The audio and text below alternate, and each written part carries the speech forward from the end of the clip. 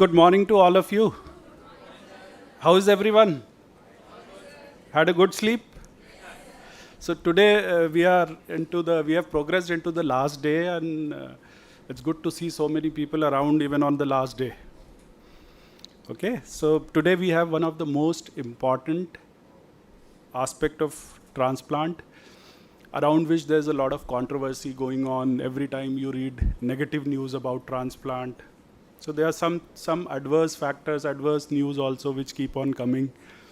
So today we have a very basic humanitarian lecture which will be delivered by none other than Dr. Shroff sir, and it is about ethics in organ transplantation, and many a times you are faced with so many ethical dilemmas. So how do you overcome that? So with that, first of all, I would like to welcome Shroff sir, formal welcome at our institution on behalf of our hospital, and then invite him for the lecture.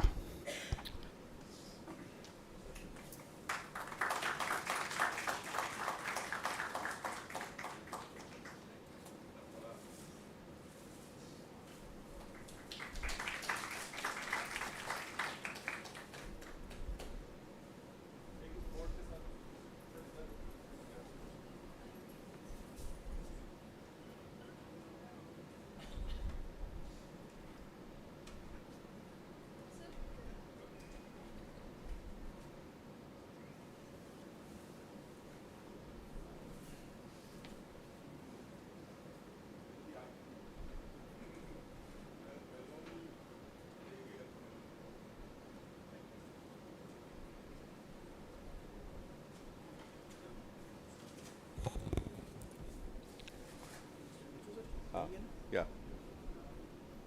ये होता है क्या pointer या ये work करता है नहीं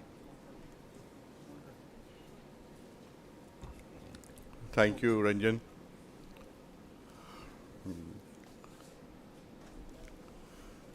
Good morning to all of you. Good morning. So I'm going to spend the next half an hour giving you a talk on, as Ranjan said, a lot of ethical dilemmas in transplants. And for the last 4 days now, you have been listening to the transplant story. I hope you have empowered yourself with good knowledge. After this, you'll have, of course, a small assessment, and then you'll get your certificates, those who attended this all the 5 days. I have no disclosures. I have no financial disclaimers.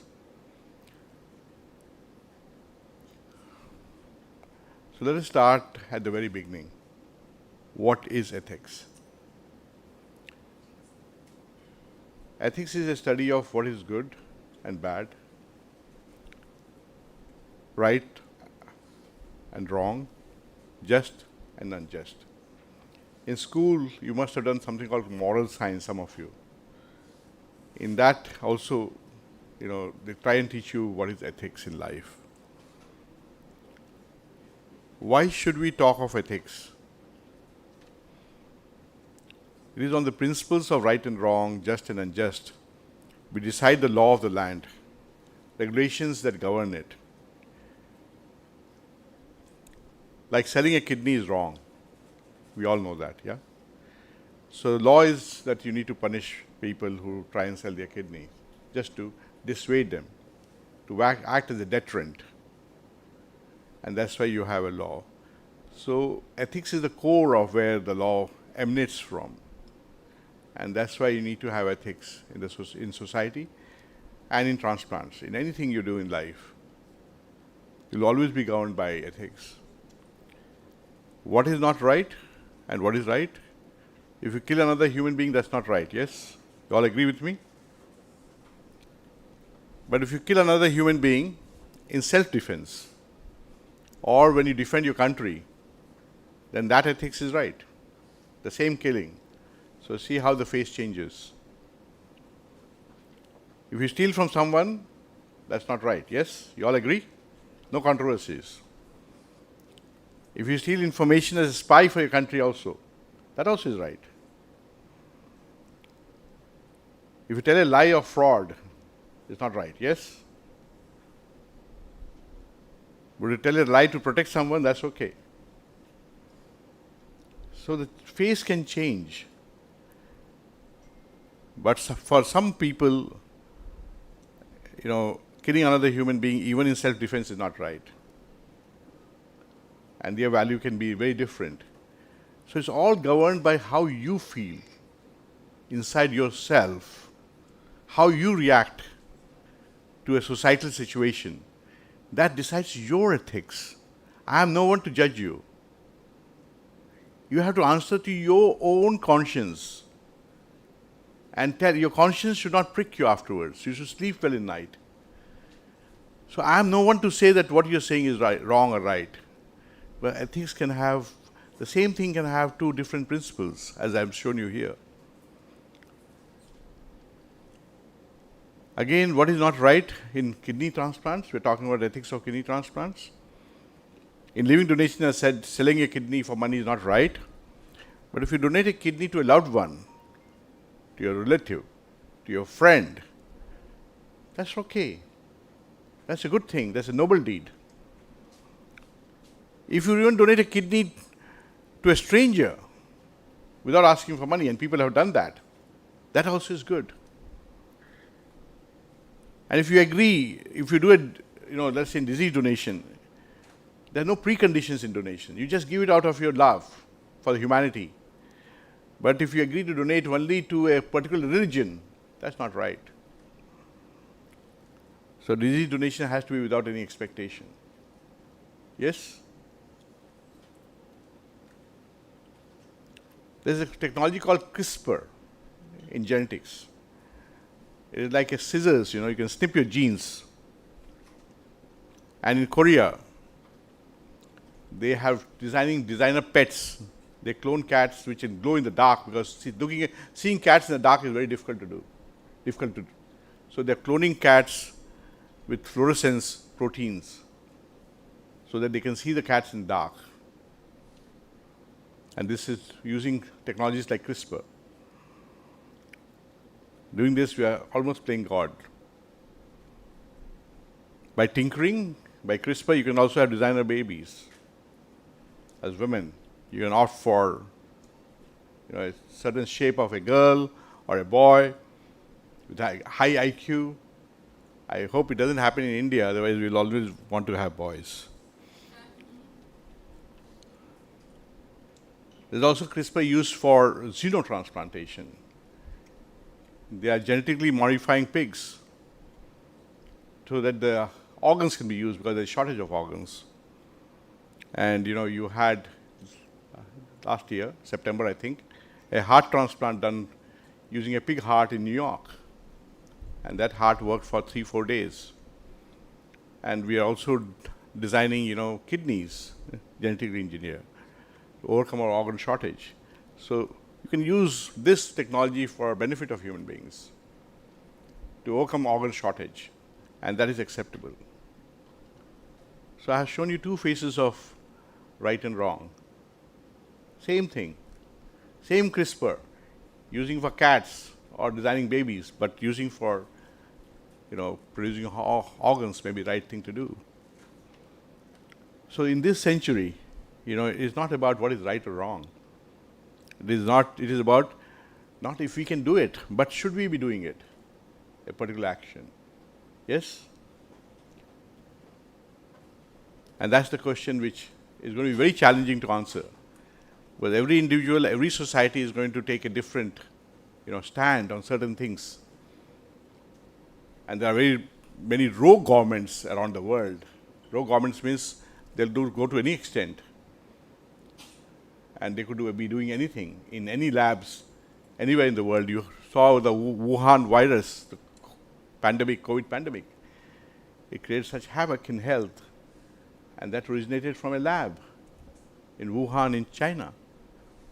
So it's not if we can do it, but should we be doing it? And why? For what?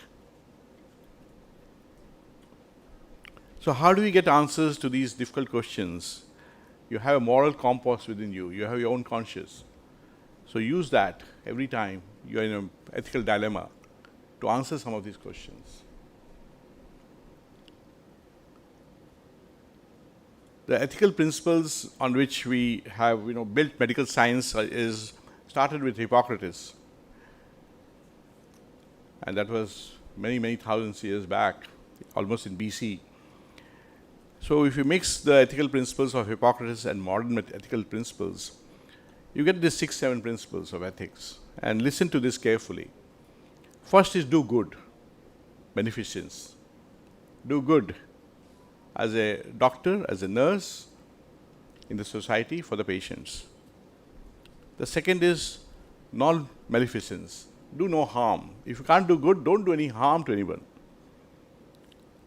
Be truthful to your patients. Don't lie. Be transparent in your dealings with patients. Tell them the truth. Patients have also some, their self-right, like autonomy. So, respect that autonomy. Don't divulge the information, confidentiality, to anybody else. Sometimes, as doctors, we share pictures of patients, and that's not right unless we take permission. Well, then that way we are breaching the confidentiality. In India, we are looking at the Data Protection Act, the personal information, and that is going to be passed by the Parliament soon. So that personal data should be kept confidentially. That confidentiality should be maintained, and there should be justice in whatever we do. So there is fair distribution of organs, fair allocation of organs, and that's justice. So these are 6, 7 principles of ethics which you should remember. So first is do no harm. Yes? Yeah? Yeah? Do good, do no harm, be truthful, transparency, autonomy, confidentiality, and justice. Yeah? You remember that? But I'm going to ask you questions as we go forward on this. If you look at kidney disease, it's like a silent tsunami. It kills a lot of people. It's killed a lot of people. Whenever there is a tsunami in India, we had one, and that killed almost 12,000 people. So why it is, I call it tsunami, because it's very silent kidney disease. It doesn't announce itself till it's very late, till it actually arrives at your door, till a patient has a kidney failure. And this is because our diabetes and hypertension incidence is very high among Asians. We have smaller kidneys compared to the whites. So our incidence of diabetes is very high in our country. Hypertension is very high, and as a result of which 60% we have patients who have kidney failure. And so our incidence of kidney failure is very high, and we almost have a requirement which is estimated at almost 200,000, 210,000 kidneys every year who require some kind of either transplant or hemodialysis or peritoneal dialysis. But we've only managed to help about 12,000 patients. Another 20,000, 25,000 patients have dialysis. So a very small percentage of patients are helped, and rest of them die. So there's a huge gap between demand and supply. And this is our, if you see this graph, the upper graph shows the requirement for kidneys, waiting list, and the lower graph shows number of transplants. So this gap is widening between the demand and supply. So scarcity of organ has led to a lot of challenges, overcoming the short supply, allocation of organs, who can donate, who can receive, and so on. So how can we overcome organ shortage? We don't allow organ sale, as I told you. We need to increase our disease donation. We can also look at donation after natural death or donation after circulatory or cardiac death. This has helped countries like US and England. We can, as I showed you, xenotransplantation, that could be a future. We can use stem cells to grow organs or regenerate organs. And these are all options as we go forward. And I'm sure some of these options will help us in overcoming some of the organ shortage. But I don't think so we can ever, bridge the gap between the demand and supply. And on one side, we need to increase the transplants, And on the other side, we need to prevent kidney disease by, taking care of our lifestyle problems. Like, that's why, diabetes and hypertension happens. We have to sit less, we have to exercise more. So we need to follow some positive aspects in our life to prevent these diseases.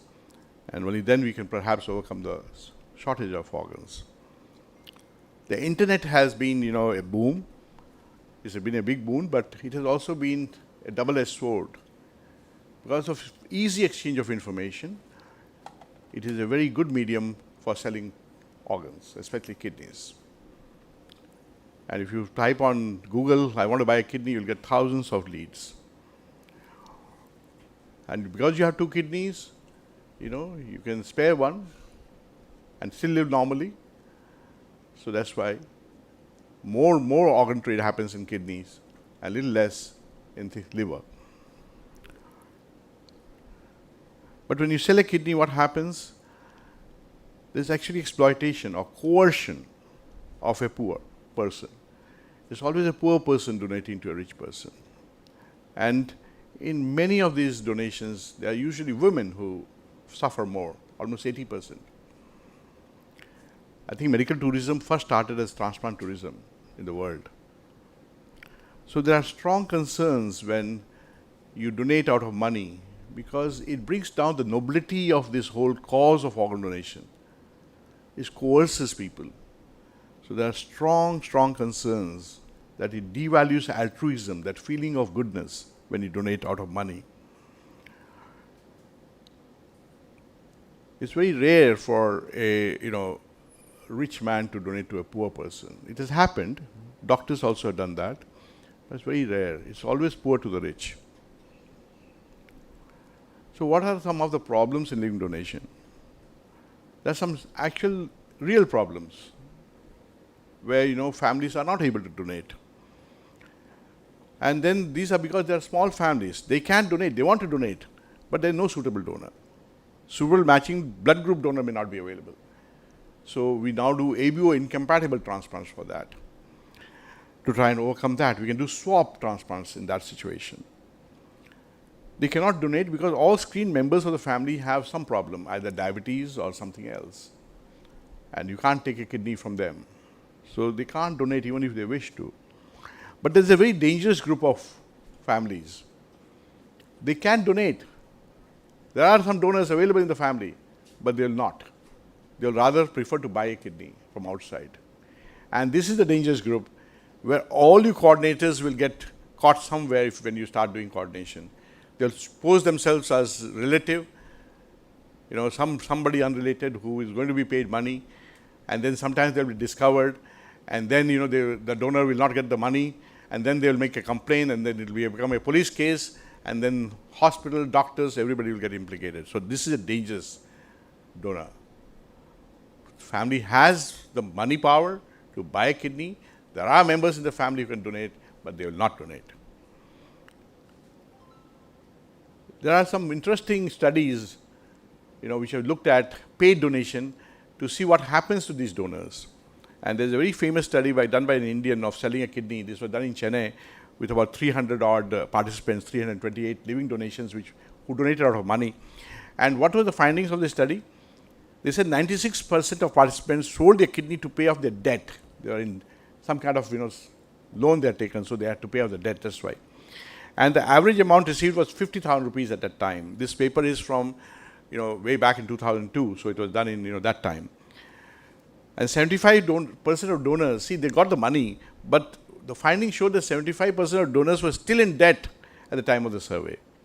So it didn't overcome their problem of debt. And after nephrectomy, the average income declined by 33%. 80% of donors reported deterioration of health after taking out the kidney, because when you donate out of altruism, out of good feeling, then you don't have this psychological issues. When you donate out of money and money runs out, you think that everything is gone. So you get more depressed. And almost 80% would not recommend others to sell a kidney. So these were the findings. Even if you have to sell a kidney and if somebody wants to buy, what should be the actual cost of the kidney? We need to calculate that as well, so that the economics of this whole trade can be looked at with a different perspective. Where a donor will get 50,000, 1 lakh, 5 lakhs. What do you think should be the value of a kidney? Can anybody guess? Koi guess karo? Any figure? I want to ask you whether you want to sell your kidney. But if you want to sell your kidney, what's the price you'll want to ask? 5 lakhs? कौन बोला 5 lakhs? 1 crore? 2 crores. और बोलो कोई? और bidding हो जाए? Okay, let's see how we do this. We'll do a small calculation. Normal lifespan of a kidney, imagine, is 10 years, okay? So let's equate this to cost of dialysis, because that's the only easy thing available. How much will it work out?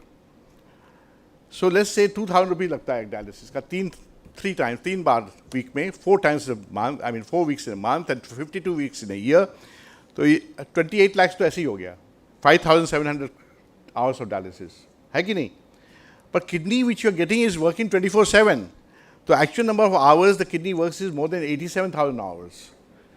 तो क्या हुआ? 4.5 crore रुपया कम से कम. उसके अलावा also cost of investigations and so on. So that is the actual cost of kidney. So keep it, unless somebody offers you 5-10 crores, okay? Chalo. Now let's go forward. Let's take some situations. There is a 5-year-old declared brain dead, okay? Transplant coordinator counsels the family and family agrees for organ donation. Okay? Father of child has kidney failure. These are actual cases, huh? I'm not made it up. Question is, can family ask kidney donation for father? Yes or no? Yes. Can child's kidney be allocated to a father? What kind of donation this is? Very good. Excellent. अच्छा पढ़ाया आप लोग. So this is a directed donation. But हमारा जो law है, that is silent on this directed donation. In disease donation, we don't disclose the information. The parents did not approach the doctor, but an uncle had asked the doctor for father's health condition. So could a child's kidney be donated to the father? You said yes, which is good. So what ethical principles are we following here? Anybody wants to guess? 7 principles मैंने बताए थे. Yeah? Do good, do no harm. Yeah? तो इसमें कौन सा principal लगा यहाँ पे डायरेक्टेड डोनेशन में? आप जज हैं, आपने बोला हाँ फादर को दे दो. लॉ नहीं बोलता है, डजंट मैटर. तो आपने कौन सा प्रिंसिपल लगाया? Yes, do good. Well done. So that's the first principle. So this is how you get the answers and apply this ethics to this. एक और केस लेते हैं. Second case. 37-year-old female from Sri Lanka is a donor for an uncle and donates the right lobe of the liver. Despite the best surgeons operating, donor dies on the 5th post-operative day. Unfortunately, death हो जाती है. Instead of donor complications in living donations of liver, donor mortality can be 1 to 2%. Morbidity can be 30%. Which ethical principle is breached by taking a, let's say, liver from a donor, living donor? Do no harm, non-maleficence. Yes? Let's take again third case. 30-year-old man married with wife and daughter. Road traffic accident, declared brain dead. Family was approached for organ donation.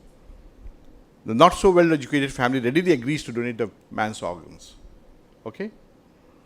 So far so good. Let's see the twist. Kya twist hai isme?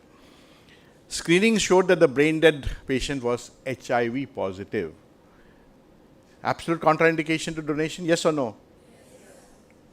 Do you know any other absolute contraindication to donation? COVID-19 में donate कर सकते हैं. Absolute contraindication नहीं है. Hepatitis में भी कर सकते हैं. एब्सोल्यूट कॉन्ट्राइंडिकेशन नहीं है. पहले था. देन नो, वो भी नहीं है. Malignancy except for the brain. या बट मैलिग्नेंसी में भी आफ्टर 5 years अगर नहीं है तो sometimes we take. Anyway, let's come back to the question. So as a transplant coordinator, will you disclose to the family? Yes? When? Whom? How? All these questions are there, isn't it? So will you disclose to the family? Yes, you will, as you said. When will you disclose? Not immediately, because they're already going through trauma. Call them for another session afterwards. Yes? And then counsel the family. Take the help of NALCO, which is an AIDS society. To whom? To wife only. Which ethical principles are you following here?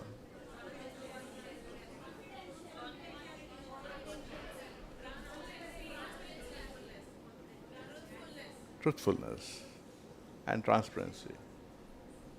So important to know. Yes? Clarity aa rahi hai? Good. Another case. A 2-year-old severely sick child admitted to government hospital. Diagnosis of biliary atresia, requires liver transplant. Procedure will cost 15 to 20 lakhs. You are the hospital administrator. You have a limited budget for this year. Should you be spending this amount of money on one child when the same money can be spent to save 1,000 patients with diarrhea? ठीक है? If you let go of the child, which principles of ethics are you breaching? Yes, you are breaching justice. Good. So you are getting there. If you are a hospital which is doing liver transplant and if there is a recipient available, you have no choice. You have to transplant. या तो करो मत. और करते हो तो आपको करना है वो transplant. Whatever the cost be. You can't let a child go. More on justice. Should chronic alcoholics, drug abusers, smokers receive a transplant? Should children get a priority over adults? Should an earning member of the community get a preference over non-earning member? ये थोड़ा difficult है. पैसा ही नहीं होगा तो कैसे करेगा आगे काम? Another case. 35-year-old man declared brain dead following road traffic accident. His father and wife consented for donation. Organ retrieved and transplanted. ठीक है ना? Media carried heart transplant recipients' details and details of both donor and hospital and transplant center. Both donor and recipient family were very upset with the hospital for this. Sometimes they're not upset. Sometimes this is good for us, because it gives good publicity to the whole cause. Yeah? Which principles of ethics was breached by the media? Good. Actually, there's a government order in Tamil Nadu not to disclose to the media on this, say, for the same reason. You can have a look at it. It's there in your manual. 6th case. There's a man in UK, England, 45 years old, with chronic kidney failure, required a kidney transplant. No chance of getting on the transplant list in England. 4 years waiting list at least. On internet, he spots a hospital website from Sri Lanka advertising for arranging transplant, including a young donor. He goes to the hospital to Sri Lanka and gets a transplant. So he beats the healthcare waiting list in the UK and gets back to work in 3 months. This raises many ethical questions. Which ethical principles was he using to his advantage? Autonomy, good, and self-determination. How many of you would do this if you're in a similar situation? You can be honest. Yeah? Few of you would. Why others would not do? Achha. You had the money, don't worry about the money.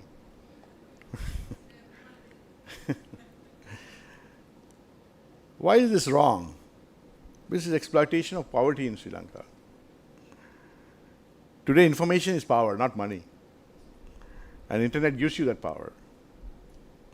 And cross-border medical tourism in transplant is happening. China जाते हैं लोग, Hong Kong जाते हैं, Singapore जाते हैं, Turkey जाते हैं. And is heavily criticized by WHO and international societies. Okay? There's another case of family pressure. 35-year-old male requires a renal transplant. Proposed donor is his brother, 32 years, recently married. Brother and wife seeks interview with the surgeon. Wife says that the husband is reluctant to donate, consented because of family pressure. Brother requests surgeon to reject him on medical grounds.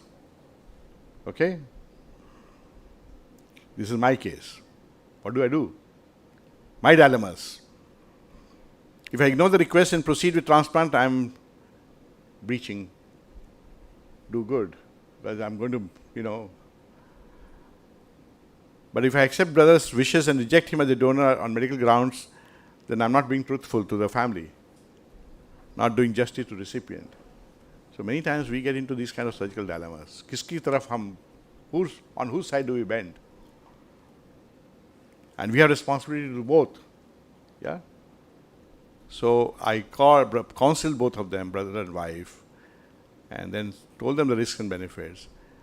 And then I got other living donors, 2-3 of them, showed them to the wife and brother, showed them that this is, risks are very low, you can donate, you are healthy, you are more healthy. A living donor is more healthy than a normal person. Okay? So I told them that, and then they consented to donate. So ethics is a very balancing act between what is right and wrong. Everybody has to determine that within themselves. We'll never be able to wipe away the demands for organs. Organ sale is not a solution to short supply of organs. Living donation should be allowed only if the risk is minimum. Organ allocation needs a lot of deliberation. Debate on ethical issues related to transplantation will dominate this part of the century, as it is already doing. No easy answers to many ethical dilemmas which we face. Individual rights will rule over democratic norms. Societal norms will see further erosion, especially with information easily available like internet. But there are compelling evidence to benefit mankind by utilization of new sciences like stem cells, tissue engineering, xenotransplant, and so on. So the question always is going to be not if we can do it, but should we be doing it? Okay? And that is the ethics for you. If you are from Jaipur, you should go and visit this Angadada Circle in Jaipur in front of SMS Medical College, which we erected in memory of organ donors. This is my team of passionate individuals. You've seen one person sitting here, Pallavi. There are many others. Then you see Mr. Sudhir Diwan. And there are many champions which we have in our foundation. We have our offices distributed all over the country. We also have presence in US and England. So this is my team's work which has taken this whole program forward. So thank you very much.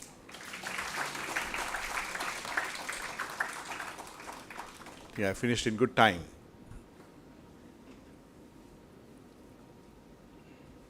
Any questions? Happy to answer if I can.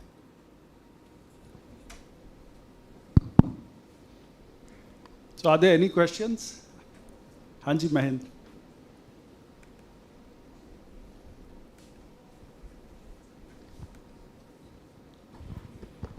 Good morning, sir. I am Mahendra Kumar from PGI. बोलो Mahendra. Sir, there is always. अभी आप कौन से department में काम कर रहे sir हो? मैं न्यूरोलॉजी में काम कर रहा हूँ. यूरोलॉजी में. न्यूरोलॉजी. Very good. क्या करते हो? सर मैं स्ट्रोक टीम कोऑर्डिनेटर हूँ. स्ट्रोक कोऑर्डिनेटर हो. We are very treating nice. Paralysis patient. वहाँ पे भी ब्रेन डेथ होती है? Yes sir. देखे हो स्ट्रोक में ब्रेन डेथ? Yes sir. अच्छा बोलो. सर मेरा क्वेश्चन है कि जैसे आपने बताया कि the information is the power today and we all are depend on information. But the way the media is showing the kidney transplant, as far as I have seen, majority of the time they are highlighting the negative side. Even though in the movies, the recent movie the Andhadhund and whenever we are watching the movies, they गंदी चीजें दिखाते हैं उसमें तो. they are showing all the things which are not good. But what is the role of awareness? And we don't have any other mode of awareness about kidney transplant. And the media is more or less they are highlighting the negative side. So how can we overcome from these things? Media को तो when you go outside, if you say you're kidney transplant surgeon, तो लोग ऐसे देखते हैं. Yes sir. That's actually I want to ask. True, very true. Very difficult है क्योंकि over the years क्या हुआ है ना, हमारा trust जो है ना, सोसाइटी के साथ ट्रस्ट ब्रीच हो गया है. And there is total distrust in society. जैसे ही किडनी की बात होती है तो आप मूवीज में देखेंगे हम किडनी बेच देंगे. बड़ा कॉमन हो गया है. उसमें टाइम लगेगी उसको वाइप करने में, एक दिन में नहीं होगा. एंड उसी लिए जो आपकी डिजीज डोनेशन की स्टोरीज आती है जहाँ पे लोग डोनेट करते हैं, हार्ट ट्रांसप्लांट होता है, ये सब होता है ना, तो उससे पॉजिटिव स्टोरीज आ रही है. तो धीरे धीरे टाइम लगेगी इसमें. और दूसरी चीज़, कभी कभी मीडिया जो स्टोरी पूरी है ना, they don't actually look into the full story, बस वो ऐसे ही रिपोर्ट कर देते हैं, and that those stories create more harm. So I think एक तो बहुत ज़रूरी है मीडिया को सेंसिटाइज करना इसके बारे में. टाइम्स ऑफ इंडिया ने बहुत अच्छा काम किया था, अभी 10 साल से कर रहे हैं. हर साल अगस्त में एक वीक हम ऑर्गन डोनेशन के बारे में बात करते हैं. तो उसके कारण क्या हुआ है ना, अंगदान के बारे में इस देश में ज़्यादा जागरूकता पैदा हुई है. तो इसीलिए मैं कहता हूँ कि लिविंग डोनेशन करने की कम ज़रूरत होनी चाहिए. अगर हम डिजीज डोनेशन करते हैं, जैसे आपके हॉस्पिटल कर रही है इतना अच्छा काम, तो उसमें chances of this kind of things happening is less. और हमारे देश में हर साल आई थिंक 8 करोड़ मृत्यु होती है, और उसमें क्या हम हार्डली 1000 लोग अंगदान करते हैं. तो अगर डिजीज डोनेशन प्रोग्राम आगे बढ़े ना, तो इसमें हम सोचते हैं कि फिर क्या है, लिविंग में का प्रेशर कम रहेगा. वही एक तरीका है इसको धीरे धीरे हटाने का. Right sir. सर एक सप्लीमेंट्री क्वेश्चन है डॉक्टर रंजन से. सर डोनर डेथ का रीजन क्या है? Although it's 1%, less than 1%, but what are the reason for donor death? Thank you. Living donor death. Yes sir. Okay, so I think sir is much more experienced. नहीं than कोई me and he has- Ranjan please answer. नहीं sir. तो living ऐसा है ना कि हम है ना, अगर भगवान शिवा भी यहाँ आएंगे ना, ही द फर्स्ट सर्जन, वो भी अगर ऑपरेशन करेंगे तो डेथ होगी. ऐसा सर्जरी बड़ा अनप्रेडिक्टेबल है. लिविंग किडनी में 1 in 33,200 पीपल में एक डेथ होती है, हमारा ये प्रेवलेंस है. तो एक वो कौन होगा हम बता नहीं सकते हैं. Sometimes the cause we can not even know. एक सडनली ऐसा कुछ एपिसोड हो जाएगा, हार्ट ब्लॉक हो जाएगा, हार्ट में ना हार्ट अटैक हो गया डोनर को, तो डेथ हो गई. रिसिपिएंट की डेथ हुई तो कम से कम उसको ग्रस्त है कोई बीमारी से, तो वो एक्सपेक्टेड है कि कुछ हो सकता है. पर जब नॉर्मल आदमी जब डोनेट करता है, उसकी डेथ हो जाए, तो वो तो बड़ा ही इट्स वेरी सैड. तो समटाइम्स तो हमको समझ में नहीं आता क्यों डेथ होती है. Sometimes there are surgical complications, but they are very less now, क्योंकि हमारी स्किल्स इतनी इंप्रूव हो गई है सर्जन्स की कि they are less. Living liver में भी हमारे शुरू में जब चालू हुआ था लिवर ट्रांसप्लांट प्रोग्राम हिंदुस्तान में, तो लिवर डेथ्स हुई है डोनर की, पर आज अब हमको सुनने को नहीं मिलती है. जैसे जैसे सर्जन्स की स्किल भी इंप्रूव होती है, तो organ deaths of donor is getting less and less. But we can not say that नहीं होती है, वो हम नहीं कर सकते, क्योंकि that's not going to be possible. मैं तो यहाँ से जाने के बाद लोगों को यही बताऊंगा, you should go for kidney transplant. क्योंकि जितना इन्फॉर्मेशन हमारे पास मीडिया से या बाकी सोर्सेज से आता है, I think that is not enough.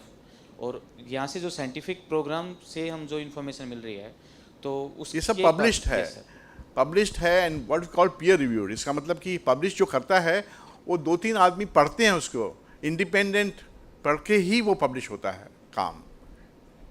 And just to add to that, Mahendra, if I ask you what is the chance of dying in a road accident if somebody is going from Chandigarh to Delhi by It's road? very high, sir. Pallavi, be careful today. not high. But if I ask you a percentage, so how would you rate it? What is the chance? If somebody is going on, say, a good car, Possibly higher than kidney transplant, kidney donation. so Sir, maybe yes, sir. less than 1%, Yes, sir, less than. but still there is a chance. Yes. So every procedure which we do, there is a chance which is unimaginable by any magnitude of thoughts. Something can go wrong. आपने एक छोटा सा amikacin का injection लगाया, उसी से anaphylaxis हो गई and the patient dies. Patient को शिफ्ट कर रहे हैं ट्रॉली से टेबल पे, गिर गया पेशेंट, हैमरेज हो गया, patient dies. So there are so many things which can happen. Anaesthetist ने ट्यूब डाली, ऑल्दो वेरी रेयर, ट्यूब गलत जगह चली गई, happens with everybody. So chance nobody can exclude, number 1. Number 2, जब हम किडनी ट्रांसप्लांट करते हैं तो उसमें हमेशा पेशेंट को ये एक्सप्लेन करते हैं, स्पेशली लिविंग डोनर्स को, what are the risks and risk के साथ साथ बेनिफिट. सो नॉर्मली जो लिविंग डोनर होता है वो बहुत ही करीबी और वेरी इमोशनली अटैच्ड पर्सन होता है रिसिपिएंट से, इसीलिए वो डोनेट करता है. And the risk if he doesn't donate, the risk of his patient dying and the grief which he will face vis the risk of donating. So he has to compare those two risks. It's not an isolated procedure. The donor is donating a kidney for some benefit, maybe a soulful benefit, maybe an emotional benefit, but he is donating a kidney for the benefit of the life of his recipient. So he has to accept that risk. And mishaps can occur anytime. There is clip misfire, so many things have been described in literature. Aorta कई बार बहुत fragile होता है, फट जाता है. So although personally I have never experienced by the grace of God, but we have heard in literature, and as sir has rightly pointed out, 1 in 3,200 donors, literature has reported to be having a mortality. So nobody can exclude that 1% chance of risk. Actually sir मैंने इसलिए पूछा कि मेरा जो first experience था, मुझे कब पता चला किडनी ट्रांसप्लांट, दैट इज़ 2005.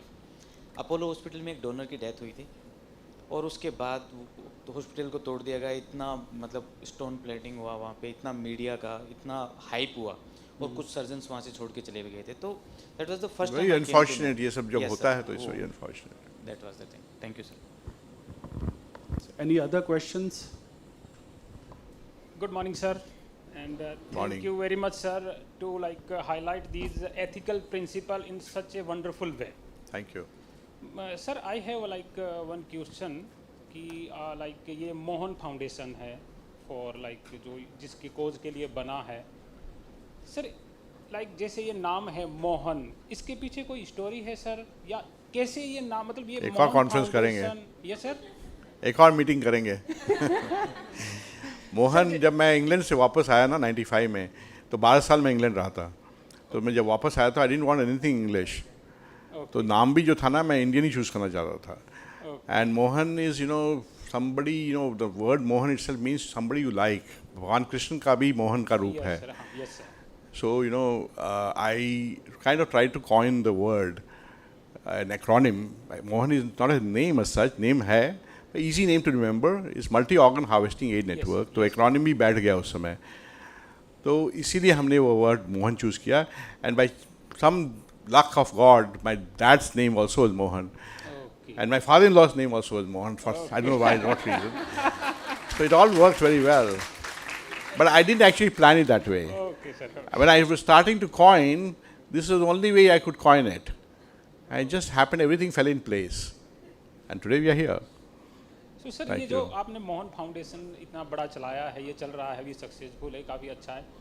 तो इसके लिए जो आपने किया ऑर्गन डोनेशन के लिए कुछ मतलब हुआ था आपकी लाइफ में ऐसा कुछ कि इसके लिए आप मोटिवेट हुए समथिंग? यहाँ इंटरव्यू हो रहा है. तो ऐसा था, कहानियाँ तो बहुत है.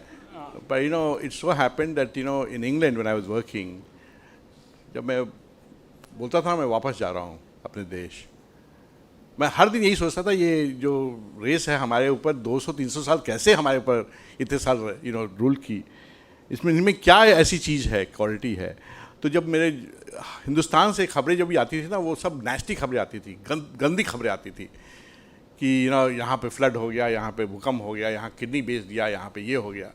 And all bad news used to make good news. और जिस दिन वो आई, उस दिन मॉर्निंग में जहाँ पे हम लोग कॉफ़ी पीते थे, तो यही एक चर्चा होती थी कि डॉक्टर श्राव जो सुनील है, जो he is going back to India and he is going to buy and sell kidney. और दे वुड स्निगर एट मी, तो बड़ा दुख होता था. Then when I came to India, I thought I had actually worked in disease donation in England and I knew what the program was. So when I came back to India, एक हमेशा दिमाग में रहता था कि कुछ ना कुछ करना चाहिए. और जो मेरी बेटी 6 साल की बेटी थी, वो एक दिन घर आई and she was carrying a donor card from her school. And I got very touched by that also. Yes, very nice. And then when I came to India and started practice in Chennai, patients used to come, mothers, wives, father, and with the recipient who would have a kidney failure, and उनकी आँखों में जो दर्द दिखता था ना, वो महसूस करने के लिए ही है. So that actually kind of inspired me कि कुछ करना चाहिए. And since I had worked in disease donation, I thought कि we can start disease donation. तो हमने एक बड़ा सर्वे किया, देखा, उस समय लगा कि आई डोनेशन बड़ा पॉपुलर है हिंदुस्तान में. लोग बोलते थे कि ये होगा ही नहीं हिंदुस्तान में, it will never happen. But since eye donation was working and I had seen the disease donation in England, मेरे को लगा कि हिंदुस्तान में भी होगा. With that hope, without knowing, I jumped and started an NGO. It's not been an easy journey. Now, sir, we Not an easy journey. we all here are your team now. Yeah. Fantastic. Thank you, sir. I'll clap for you. Thank you, sir. I'll clap for you. But it's not an easy journey. It has always been against the tide. All the time. हमारे 25 साल हो गए. ऐसा एक दिन भी नहीं जाता है जब हमको कुछ challenges नहीं होती है. And the photographs that you saw of Dr. Shroff's team, first was Mrs. Lalita. Now they are all touched by this particular aspect. Lalita ma'am, her son met with an accident, and when he was taken to the hospital, he had head injury and was declared brain dead. Now बहुत से लोगों ने बोला कि आप इतना अच्छा काम कर रहे हो मोहन फाउंडेशन के साथ, आप अपने बेटे के क्यों देते हो? She said no. उन्होंने अपने बेटे के 5 अंग डोनेट करके 5 लोगों को नई जिंदगी दी. And she is our country director. We have a director, Nagpur, doctor Wankhede. उन्होंने लाइव डोनेशन अपनी किडनी की एक मुस्लिम दोस्त के लिए. एक दोस्त के लिए किडनी डोनेट करना बहुत बड़ी चीज़ होती है. उन्होंने अपनी किडनी डोनेट की अपने मुस्लिम दोस्त के लिए, and he was honoured bye APJ Abdul Kalam. He was invited to President's house, and that is the kind of honor that he was given. We have Mrs. Jaya in Mumbai. She herself is a kidney recipient. Her kidneys failed, mother donated kidney, and she is doing such a tremendous work in organ donation. And उसके बाद मैं रह गया. मेरी जिंदगी एक आपके लिए क्विज भी हो सकती है. आज से तकरीबन 14 साल पहले I was a very senior executive in pharmaceutical. I was general manager, traveling all Middle East, Southeast Asia, entire India, and I was diagnosed with liver cirrhosis. उस टाइम किडनी ट्रांसप्लांट ही बहुत कम होता था, डिसीज्ड डोनेशन तो था ही नहीं, और liver सुना ही नहीं था. मैंने ही नहीं सुना था being in pharmaceuticals. So when I was referred to the liver transplant surgeon, तो मैं सोच रहा था शायद मैं ही अकेला होऊंगा वहाँ. और वहाँ जब मैं पहुँचा तो डिफरेंट एज ग्रुप के लाइन में लगे हुए थे for liver transplant. And he said that we need a donor. Transplant हो जाएगा. नाउ डोनर कहाँ से आएगा? मेरी एक ही बीवी, उसका ब्लड ग्रुप नहीं मिलता. कुछ लोग कल रात मिले उससे. आगे हमारा एक ही बच्चा है, मेरी डॉटर, उसका भी AB था और I am O positive. But किस्मत देखो दैट मेरे सन इन लॉ का ब्लड ग्रुप मेरे से मिलता था. एंड मैं लिवर लेना नहीं चाहता था उससे कि हम 2 लोग आदमी हैं घर में, अगर दोनों को कुछ हो गया तो एक मेरी बेटी और एक मेरी वाइफ क्या करेगी. बट अमेजिंग चीज़ इज़ कि उसके पेरेंट्स ने बोला कि दीवान साहब अगर ये सिचुएशन मेरी होती और आपकी बेटी का अगर मेरे से मैच करता तो आप मना करते उसको. ऐसे नहीं, वो आपकी बहू है. तो देन ही सेड कि ये भी आपका बेटा है, क्यों नहीं देगा ये. For your information, my liver transplant surgeon was Dr. Soin. He's in Medanta now. He has done roughly 5,000 liver transplants till date. और आज भी वो मिलते हैं तो कहते हैं कि 5,000 में से सिर्फ 2 लोग हैं जहाँ पे दामाद ने दिए अपने ससुर के लिए, नहीं तो आज तक किसी ने. And it is only after my transplant I immediately got associated wanted to get involved in organ donation, and I got associated with Dr. Shroff and Mohan Foundation.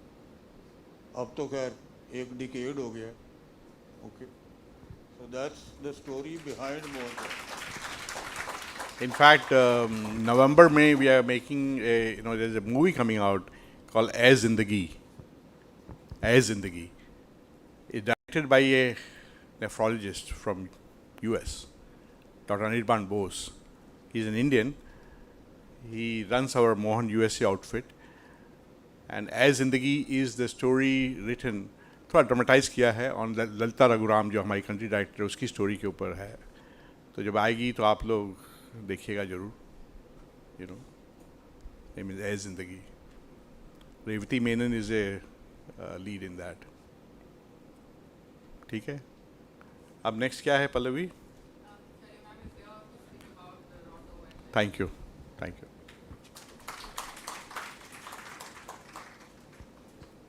Thank you so much, sir, for the inspirational talk. Yes, yes, please. Sir, actually, I have a suggestion, or you can say, you can take as a request before the government, before you people, that these type of programs should be included in the study criteria of the each and every school, actually.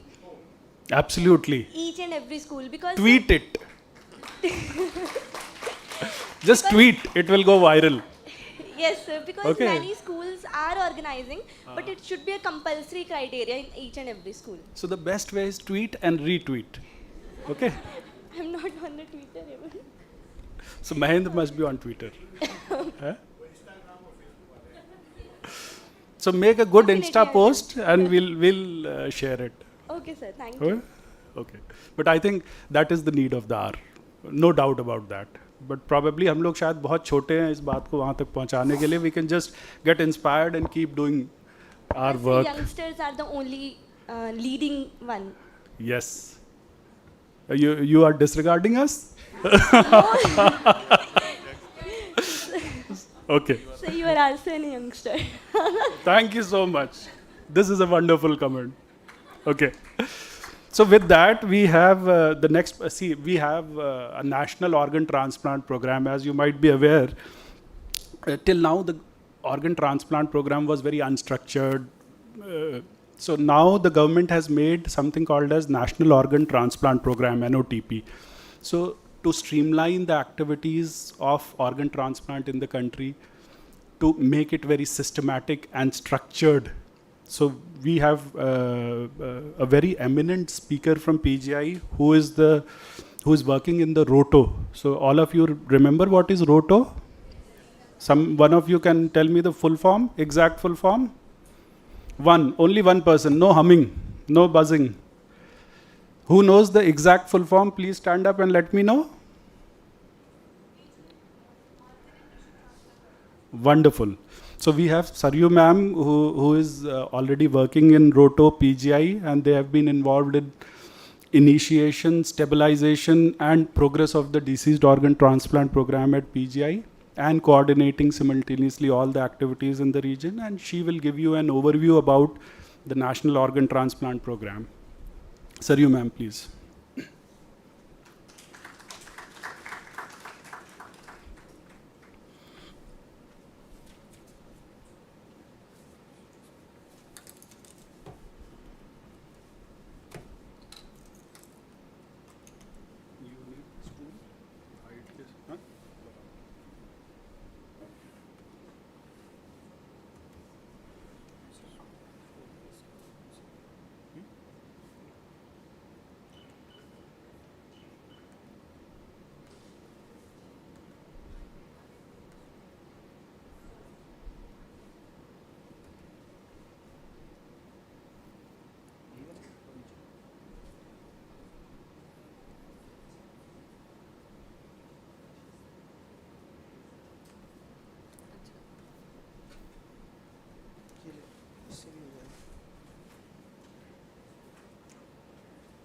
Next इधर से next इधर से कर सकते, अगर इधर से कर सकते हो तो इधर से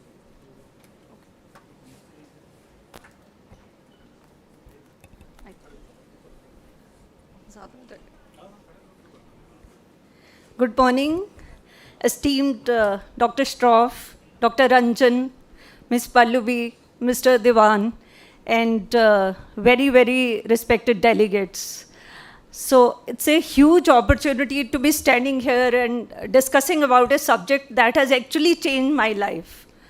So before I get going and start with the National Organ and Tissue Transplant Program, I would like to tell you my own experience of being associated with the program.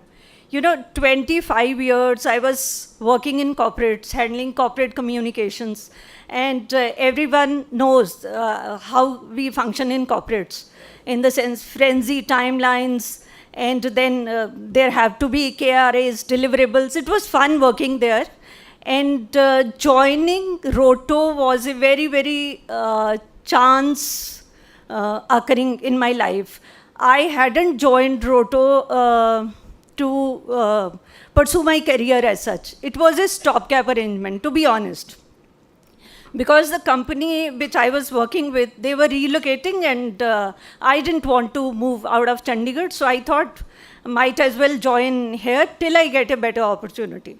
So that's how I joined Roto in 2016, when PGA was designated as Roto. So I was placed as consultant IC media, and we started working. Initially, it was because we were kind of setting up and all. So there were a lot of low days, bad phases. I mean, things were not moving as we function in corporates and all that. So I thought maybe a year or two till I get a good opportunity, I'll move out. And then what started happening, these donations.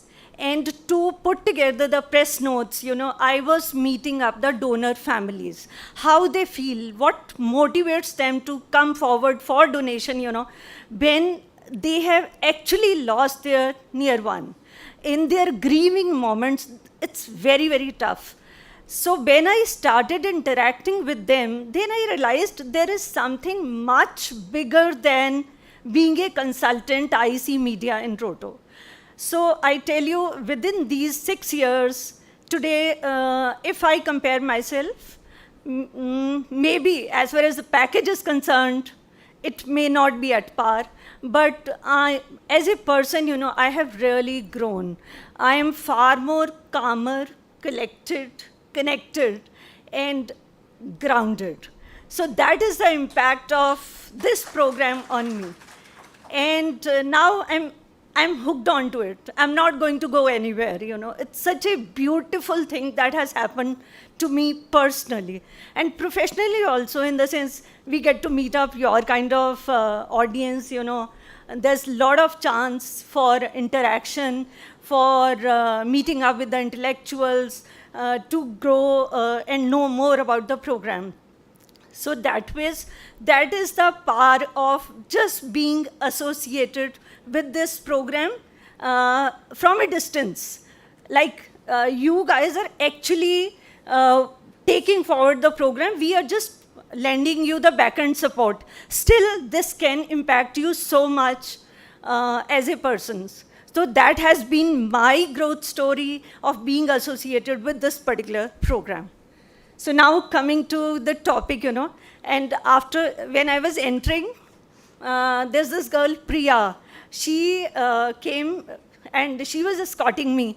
And I said, what is going on? She said, Dr. Shroff is taking the session. I said, I would prefer to sit outside only. So the thing is, and then I was asking her, will there be a tea break? She said, no, we might continue. I said, after Dr. Shroff, I would look a very, very distant second. So that's how. But, pardon me. I'll try my best, but still there would be kind of lot many gaps.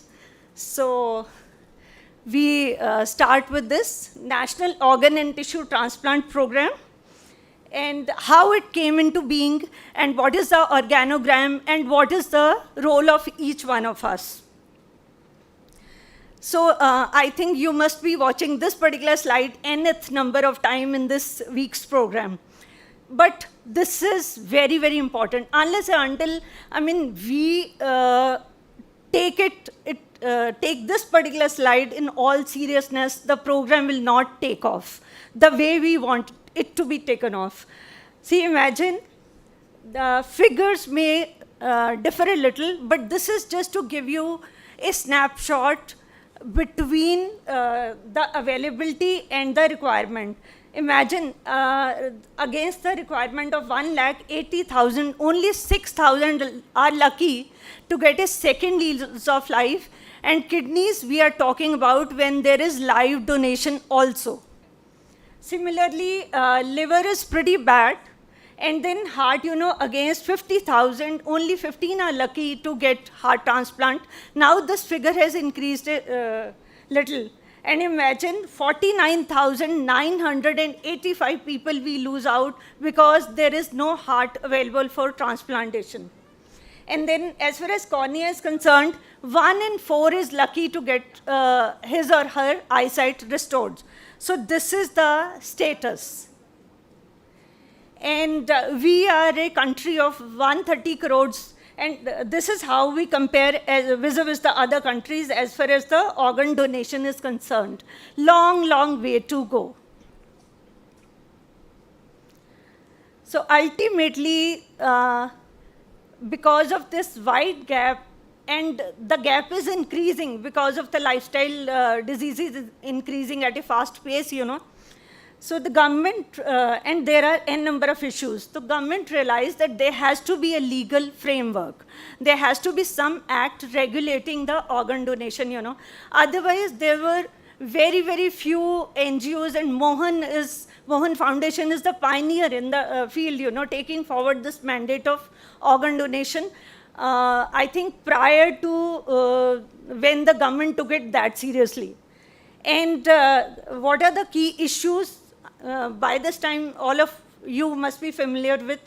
There's a huge gap we've seen. And then we needed a system of organ and tissue procurement and distribution. Everything was going at a very haphazard way. And then, to protect the vulnerable poor from organ trafficking. When you Google for organ donation, now things are a little better. But this is the particular picture that pops up. And the poor or the poverty, in any case, that makes you vulnerable. And there have been n number of scams as far as the kidney transplantation is concerned. So to keep a check on this particular thing also, and then to make people aware and make positive conversation about organ donation, the government thought of coming out with a legal framework that is known by the name of Transplantation of Human Organs and Tissues Act 1994. And basically, it provides the regulation for removal, storage, transplantation, and purely for the medical purposes. And this has been the chronology. 94, we came out with the act, and slowly, gradually, as and when the need was filled, accordingly, the amendments were incorporated. And it was in 2011, there were amendments like donation of tissues was included, then scope of donors, grandparents were included in the donors, then organ swapping, that was also included. And the major amendment has been the inclusion of National Organ and Tissue Transplantation Program, and that's how we are here. This was in 2011 amendment. And key objectives of National Organ and Transplant Program have been, first, to establish new organ and tissue retrieval and transplant facilities, then to strengthen existing units, and to bridge the gap between demand and supply, to monitor organ and tissue transplant services, and to train the required manpower. This was also one of the very major mandates, to train the required manpower. Otherwise, it was limited to very, very few people who had the capacity for retrieval and transplantation. And how it was established? It is National Organ and Tissue Transplant Program. It was established under the aegis of Director General Health Services, and to organize a system of organ procurement and transplant. This is the organogram. We have a national body, our Apex Center at Safdarjung Hospital, known by the name National Organ and Tissue Transplant Organization. Then we have 5 regional centers entrusted with the responsibility of promoting the cause in each region, and at the state level also we have a state unit. So it looks very, very well structured program. You know, you have a body at the national level, then you have bodies at the regional level, then even at the state level. So now we have just seen the objectives of NOTP. To execute those objectives, you know, NOTO, ROTO, SOTO, they were given mandates. Now we had to drive the program, you know. So one is to create national, there are a number of, but I have taken up only the key objectives, you know.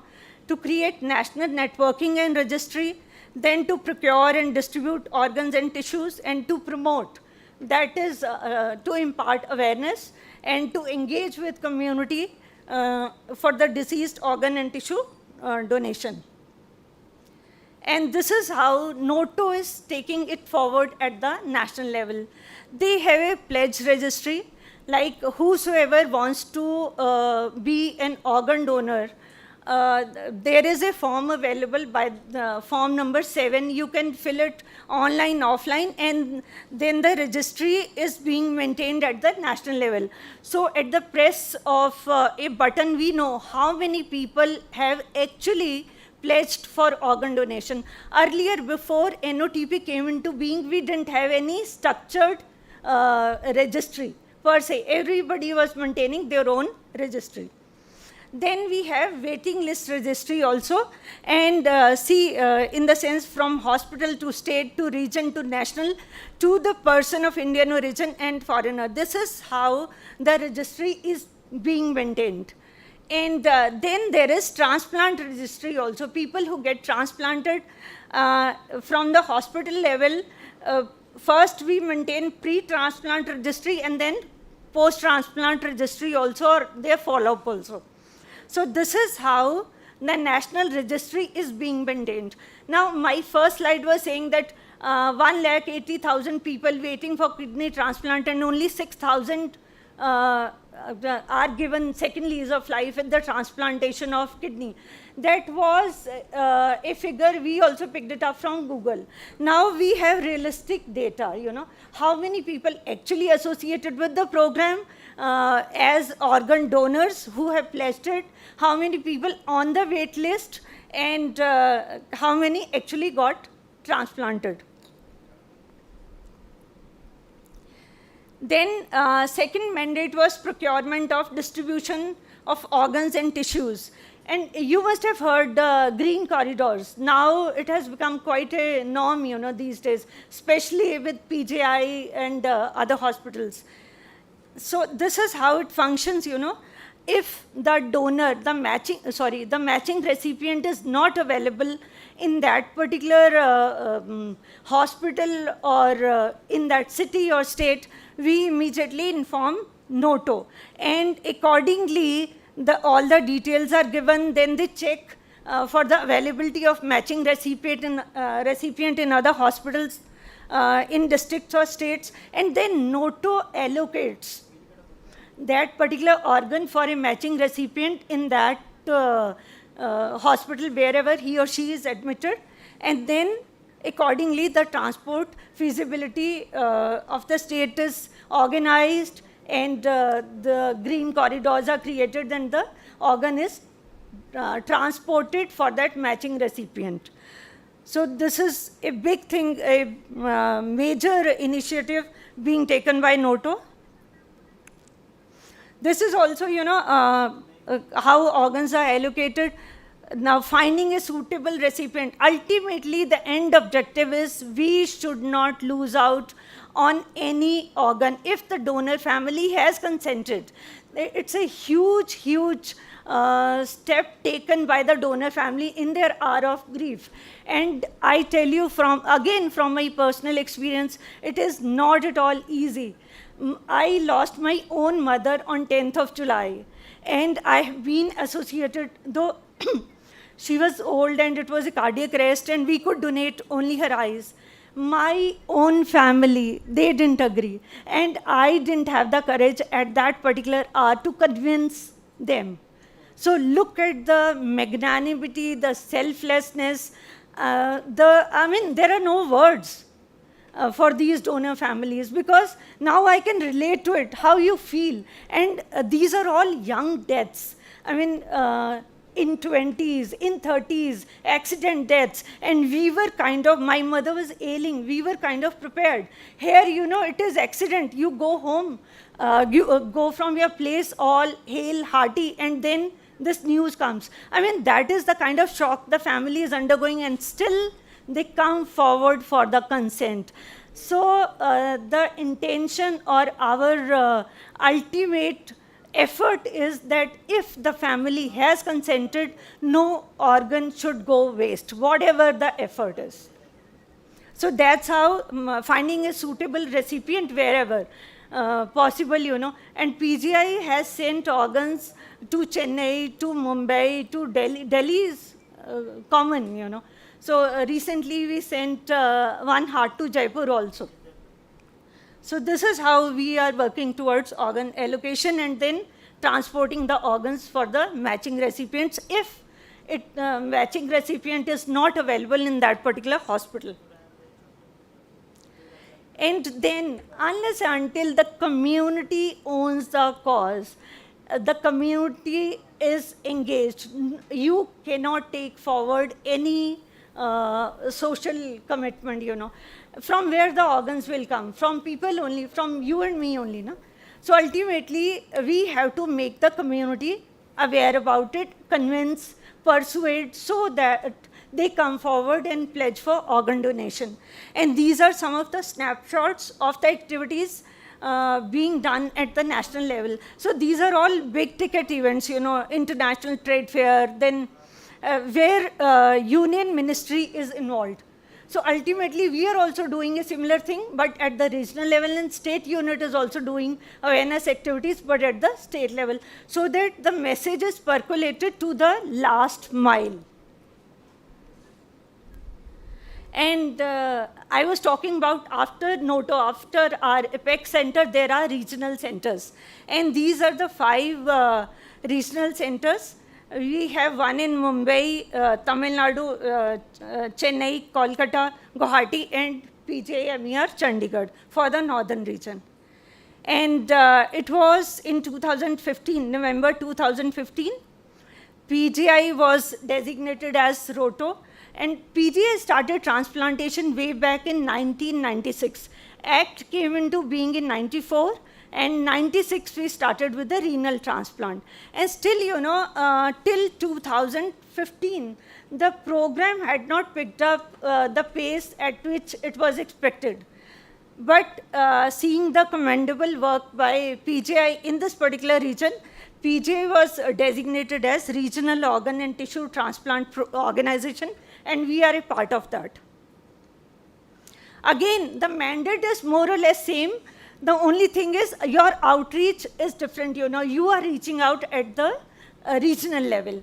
So IC and advocacy, then hand-holding, because we need to come out with more units and strengthen the existing units, So hand-holding and facilitation for setting up of SOTOs, and then collection of data. How will the national registry be maintained? Unless until the region, from hospital to state to region, everybody contributes towards that data. And then networking as far as the allocation is concerned, in case SOTOs are not functional. So again, these are, because it gets little repetitive, so I'm using snapshots only of the activities which we are doing. Initial first picture is of Community Connect camps. Here we collaborate with the NGOs and CBOs for the organ donation program. And I tell you, initially in 2016, when we started working, we were writing to n number of organizations, to the institutions. Nobody was coming forward. So how we started working, we identified some of the NGOs which were doing credible work in voluntary blood donation. And then we collaborated or piggybacked those NGOs, and then it started clicking, because we were thinking people who come for voluntary blood donation, they have much more social commitment than normal people, you know. So ideal would be to reach out to them. So these are our community connect camps. Then we do engagement programs, and we name them as infotainments. We do these programs with students in school, colleges, universities, and now in all these years, the change is that there is no NSS calendar complete without organ donation awareness program, you know. So we keep getting requests that we have our NSS week and you come and do the session on organ donation. So that is the difference. Earlier we were reaching out to them, now people reach out to us. So it has kind of, that is the major change. Then, you know, sensitizing stakeholders, police, traffic police as well as the other police, because for the accident, they are the first point of contact. And we have seen cases, you know, where the family gives the consent or kind of is convinced. And there comes this police person and he says, आपको क्या मिलेगा जी? आप तो ये अंग भी निकलवा लोगे और ये डॉक्टर तो 2.5-3 लाख रुपया बना लेंगे. तो आपको क्या मिलेगा? And the family withdraws. So it is very, very important to sensitize police as well as the traffic police because of these green corridors also. Then, you know, we do all the programs with corporates, institutes also, with CII, FICCI, SOCHM, so that we reach out to corporate hospitals also, and they have their mandate under CSR, and they drive the program as corporate social responsibility. Then collaborating with the government also. We try, first picture is that of, that was a hit program. We reached out to IS Officers Association in Punjab, you know. So there were, I think, 23 IS officers in the program. And later on, they took forward the program to their organizations, which they were leading. And it was the impact of that particular program. We got 981 pledges out of that one program. So if the program is driven from top, the trickle-down impact is much more. That's how we try to engage with the leadership. And then religious outfits, in any case, very, very important. Still, we've seen where the religious leader talks about organ donation. Now there is this sect, you know, Radha Swami, they promote eye donation. And wherever we have a camp, and if there is a follower of Radha Swami, they come and pledge for eyes. So definitely engaging with religious organizations is also very important to take forward the program. So these are some of the snapshots of the activities we are trying to do. Ultimately, the end objective is to leverage any and every opportunity where we can talk about organ donations. That is the intent, you know. And one more major realization, or maybe coming from a background of corporate communications, I realized that after 20 years being into the program, why it has not picked up, the reason was we never engaged with media aggressively. And we never made media as one of the important stakeholders. So now we try that daily you don't have a organ donation, but we have a mandate that every week one story on organ donation has to be out. So it can be about the donation in any case, it can be about some awareness activity, it can be about that doctor, that transplant coordinator, that laboratory head, you know, or whosoever who are working at the back end, their profiling opportunity, so that, I mean, daily the message gets hammered that this is a noble cause, come forward and join the cause. And now we are pretty aggressive on social media also, on Twitter handle, on Insta, on Facebook, we try to disseminate the information. Then next mandate of ROTO is facilitation for setting up of SOTOs in the designated states. So these are some of the, how we are doing it. You go to the state and ask them to establish SOTO, I think that will not function. So how we started doing, at the regional level, we started organizing capacity building workshops. And recently we concluded one where Mr. Diwan was also chairing one of the sessions. So these are snapshots of that. So now we try that all the 7-8 states for whom the responsibility of promoting the cause of organ donations is entrusted to ROTO, you know, they participate in that particular workshop. And this we do at the regional level. Then we go to the medical colleges or wherever we have been able to establish SOTOs, you know, to promote the cause. And these are snapshots of those collaborative CMEs. They put together the program. We go there as the resource persons in their area or in that medical college. So we directly reach out to a larger audience. And then we call them here. These are some of the pictures of the training of core teams. These are different teams from different hospitals in the designated states. They come here and we try to give them hands-on training. They're in PGI.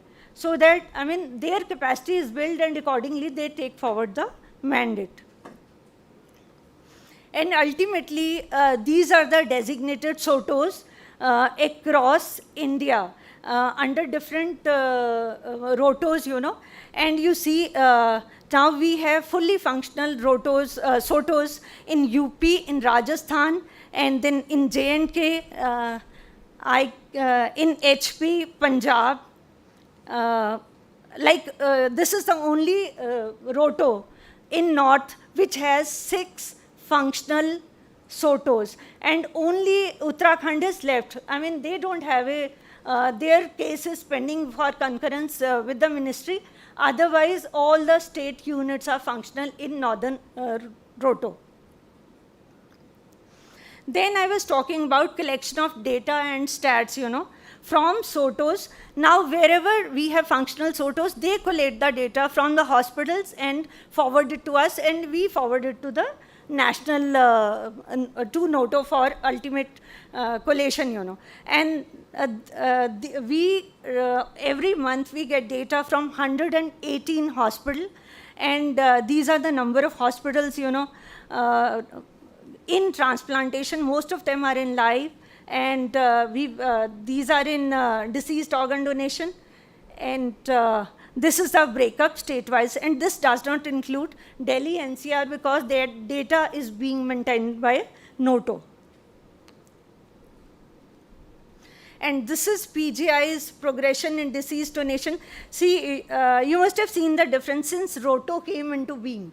Because not that organ donation has picked up, but definitely ROTO has, we can take the credit for building an enabling environment. So that is the difference, and see how the spike has gone up. Otherwise, PJ always had the same competency, the same infrastructure, everything. But with ROTO coming into being, definitely it has picked up. And these are the organs which have been transplanted in the last 25 years. The figure may not look very big, but every donation matters, you know. So that's how it is. But the sad part is the rest of the hospitals have not picked up as yet. And I was talking about allocation also. We've discussed at length. If the matching recipient is not available, we send the organs to, for the matching recipient to other locations, you know. And since ROTO came into being, 57 green corridors have been created or coordinated since 2015, and these are the dates. And there have been, it was, I think 2 days before we created 2 green corridors on the same day. So now it is a norm, it is a routine, in the sense the entire workforce is kind of sensitized. People immediately assume their duties. If the organ is to be transported to another location. Then, you know, when you work hard definitely it gets acknowledged. And we try to take it beyond the confines of Roto or the region, you know. So we presented some papers internationally also. And this was one of the workshop by ISOT only. That was our first prize. So media as a catalyst. So in the sense, a very proud moment, because we never realized that, I mean, amongst the hardcore medical fraternity, this media contribution will also be acknowledged. But ultimately, I realized that awareness matters, and whatever is the opportunity, you know, we need to leverage on. And media definitely has played a very major role in this particular part, you know. And these are our very proud moments. Since Roto came into being, PGI has been adjudged as the best hospital in deceased organ donation consecutively for 5 years in a row. 1 year we missed out, and during that particular year, the award was not given. This category was not there. Again, you know, now we come down to SOTOs. And the mandate is the same: promoting the cause, building the capacity, and collection of data and stats, and helping out in allocation of the organs. The states are doing at the state level. Region, our domain is all the states. Then state is doing for their hospitals. And some of the states, these are not very old SOTOs, but our SOTO from Himachal Pradesh, from Jammu and Kashmir, the pace at which they are working, that is commendable. And these are some of the pictures of their activities, you know. So what I'm trying to say, if you work with good intention, with all commitment, it has an impact down the line. But still, these are very nascent steps. We are still at a beginning. There's a long, long way to go. And still, if you see the potential donors and the number of actual donors, there's a huge gap. On any given day in a tertiary care hospital like PGI, you have 8-10 potential donors daily. And in best of the months, we have max 10 donations in a month. So that is the waste, or that is the opportunity we are missing out. We can save these many lives, you know. So we need to enhance this conversion rate. Then we need to tap all kinds of opportunities for awareness generation. I mean, the way community gets engaged, they own the cause, ultimately you'll have better conversion rate also, because we've seen the families, if they already know about organ donation, you know, it's much easier for them to say yes to organ donation. And that is not the moment, you know, where you start telling them about brain death or about organ donation, and you lose the chance. So awareness, engagement of the community, their ownership towards the cause, their positive mindset for the cause is very, very important. Then maintaining information flow for regional registry, or for that matter, national registry. Unless and until we have the actual data, these are all hypothetical figures, you know. So we need to, I mean, every hospital has to get engaged to send out the data so that we have actual numbers, you know. How many people actually waitlisted, how many people actually need transplantation or have undergone transplantation. And capacity building of transplant coordinators, and I must say Mohan Foundation is doing commendable work, because transplant coordinators, they are the fulcrum, they are the axis around which the entire deceased organ donation program revolves.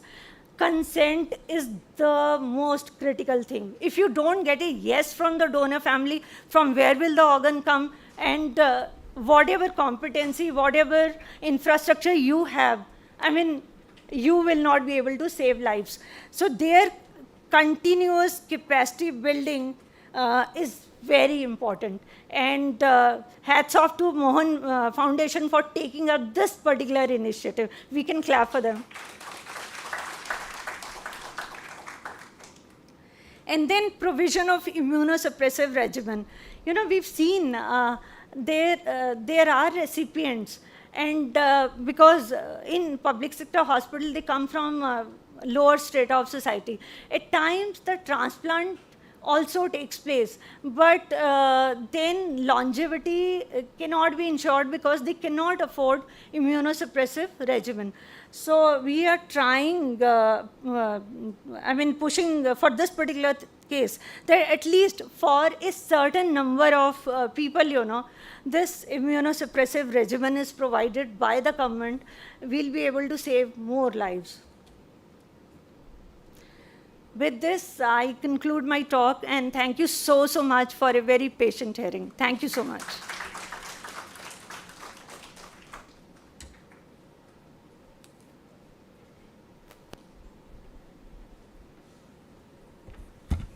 Thank you so much, Saryu ji.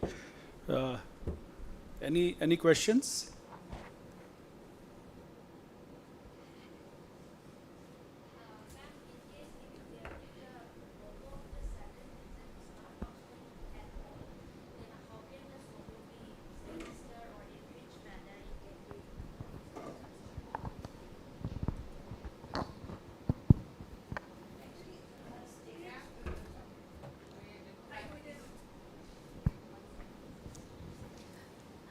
States function as independent units, you know.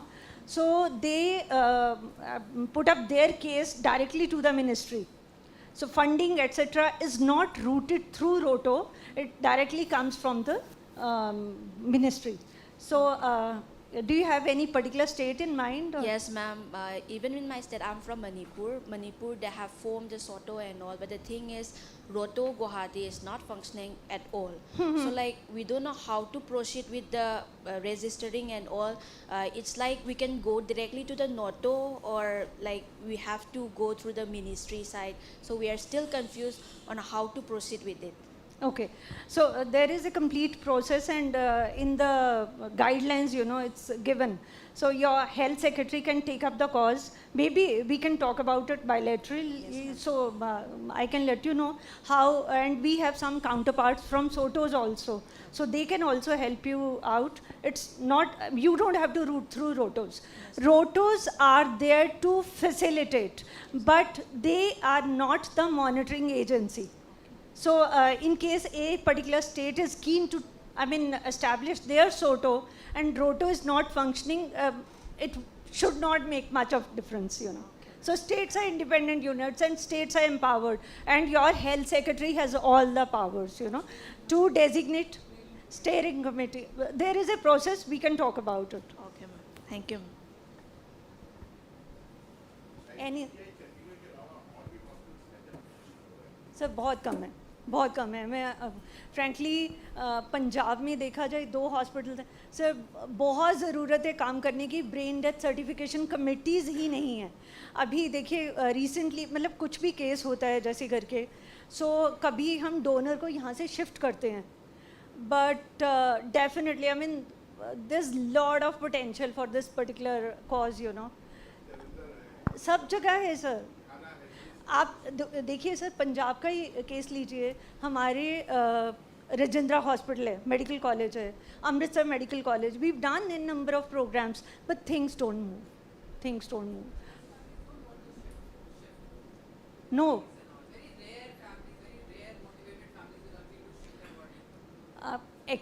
you are so right, you know, ultimately also it's quite a time consuming process, and then who takes the initiative to persuade the family also.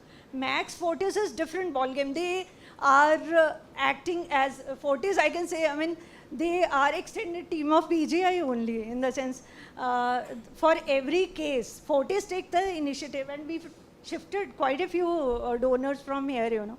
So it is different. Here sensitization level in the periphery is different, but in the states, hardly. There's no,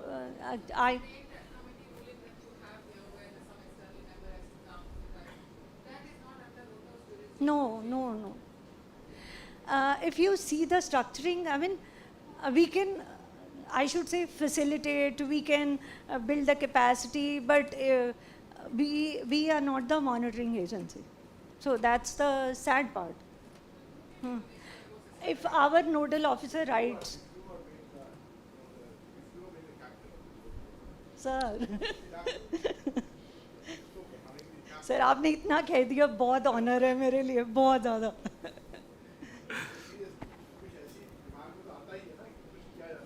It hurts, you know, because आप actually आप एक dialysis, मैंने बताया ना, मैं इस बिल्कुल medical background से नहीं हूँ, कोई ऐसा वास्ता ही नहीं था मेरा. Thank you so much. Coming from you makes so much of difference.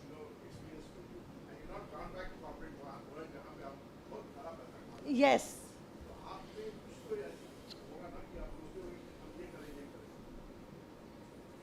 I mean,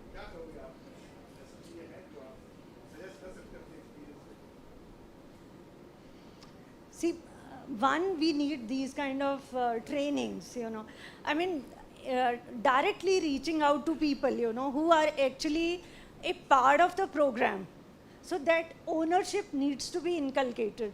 Unless until, otherwise, itna, सबके पास बहुत काम है. You talk to anybody, they'll say our platters are too full, you know, time ही नहीं. So unless until people start owning this, and for that we need these kind of training programs day in, day out.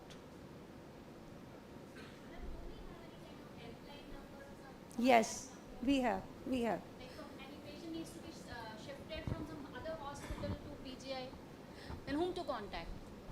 There are numbers, you know, our transplant coordinator's number. So we can share those numbers also with you. So that's how, I mean, we keep getting calls and immediately PJ gets into action. PJ, the work ethic is different. Very, very different. Yes, sir.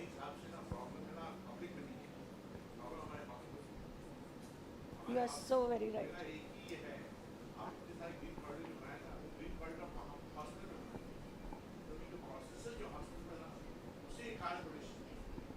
Okay.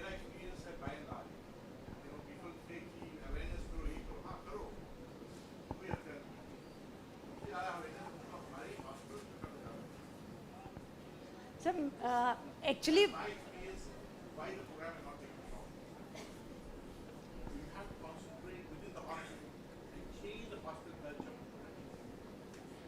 I think that's a very valid point, sir. And with that, I would request Sunil Shroff, sir, to please felicitate Saryu for her talk.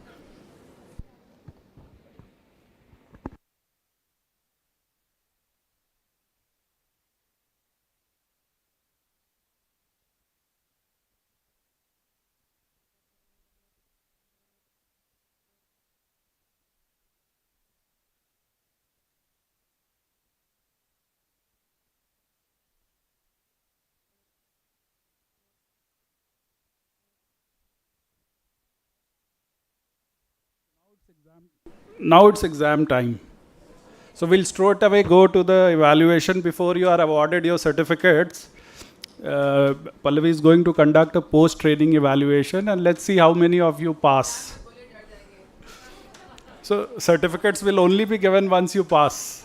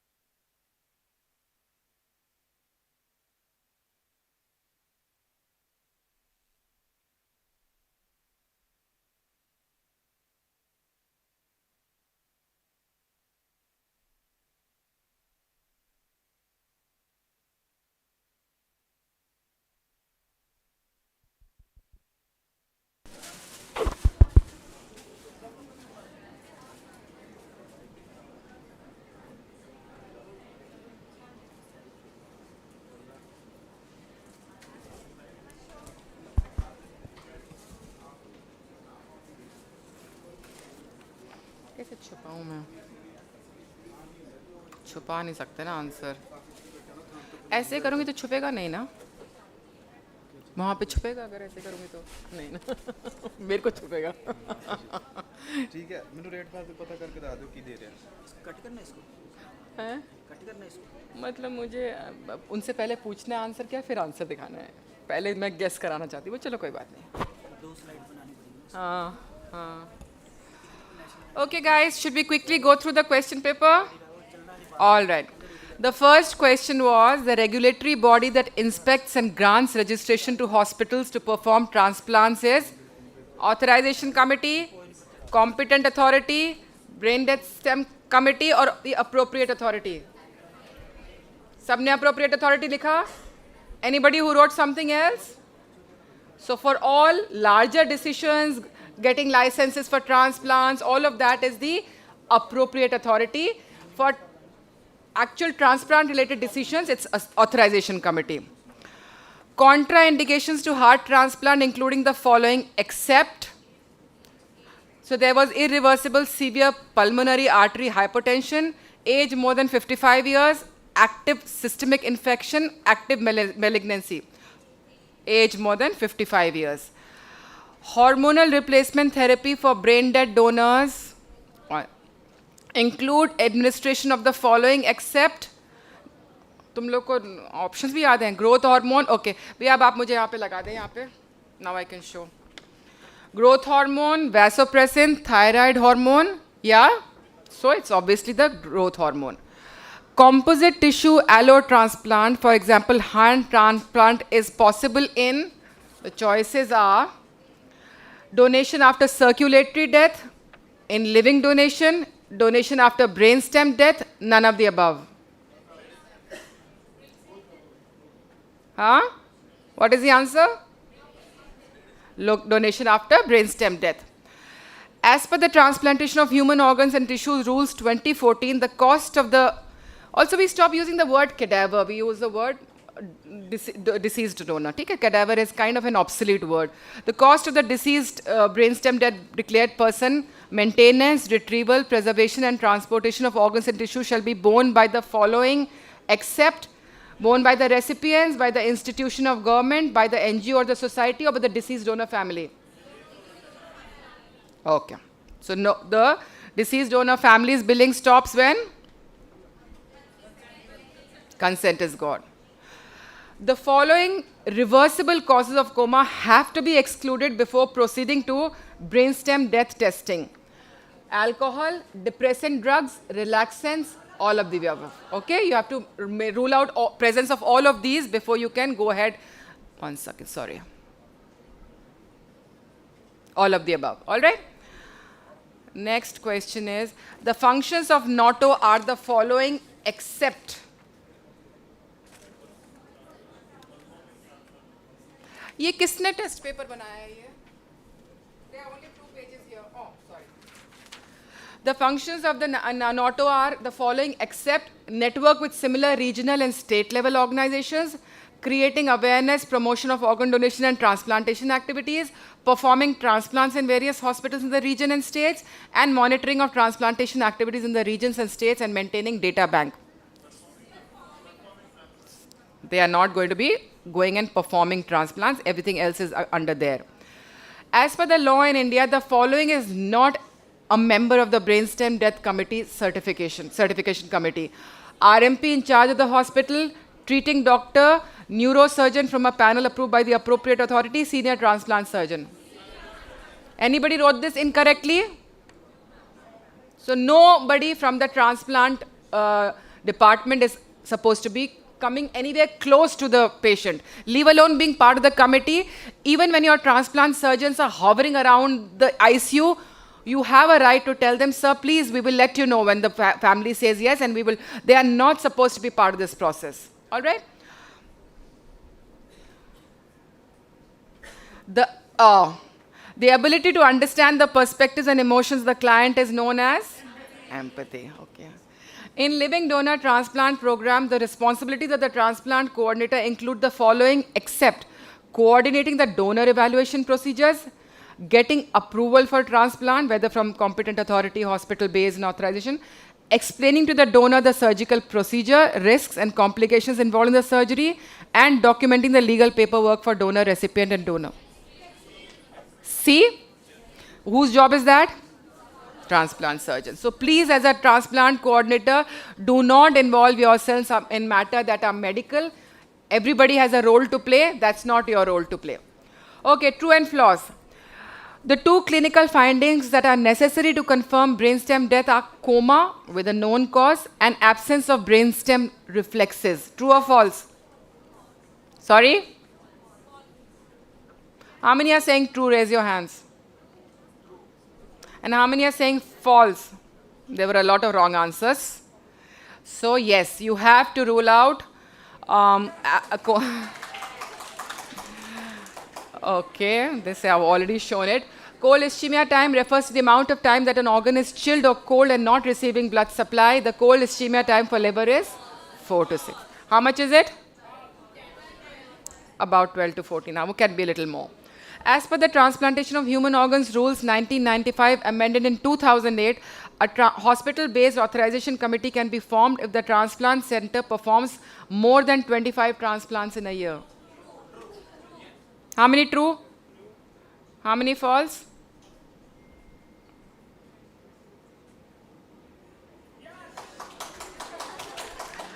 When the donor is other than a near relative, it is mandatory to submit the details of the last 3 years' income and vocation of the donor. True. Yeah, so you're trying to establish that there can be no monetary exchange. वो कोई poor relative जो कुछ कमा ही नहीं रहा है पिछले 3 साल से वो donor बना हुआ है. So obviously there's something hanky-panky in that. As per the Transplantation of Human Organs and Tissues Rules 2014, all the transplants where the proposed donor and recipient are other than near relatives, such application should go to Authorization Committee for approval. How many true?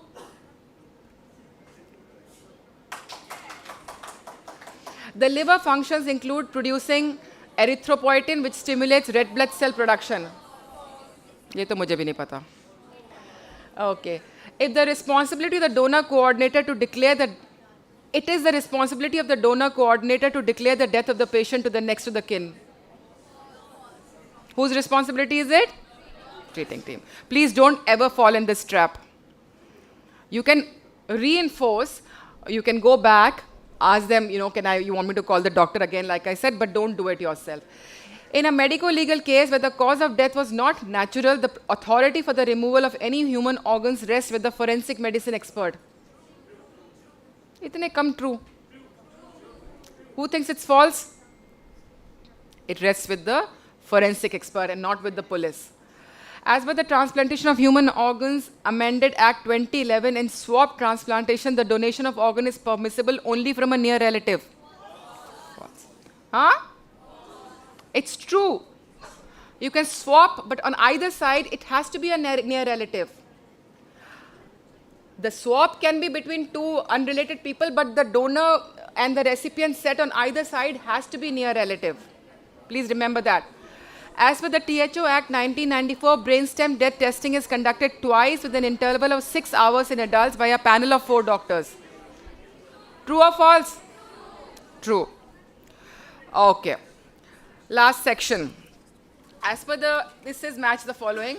So I'll just show it to you. As per the Transplantation of Human Organs Act 1994 and Amended Act 2014, Authorization Committee क्या करती है? What does the Authorization Committee do?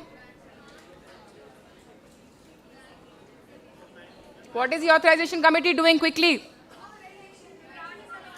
Grant permission to transplants where the proposed transplant is between non-near relatives. What does the competent authority do? The first one, inspects and grants registration to hospitals to perform transplants. What is the appropriate authority also doing? Sorry, B ka kya tha? 4 grants, transplants, and C, appropriate authority is also doing the first one. D, brain death committee is declaring and certifying brain death. And E, networking organizations are coordinating retrieval, storage, transportation, matching. Okay. Last 2-3 questions. This is the last question. Match the following. पहले में क्या हो रहा है? पहले वाला क्या है? Heterotrophic transplant. दूसरे में क्या हो रहा है? Pupillary reflex. Testing for corneal reflex. Okay.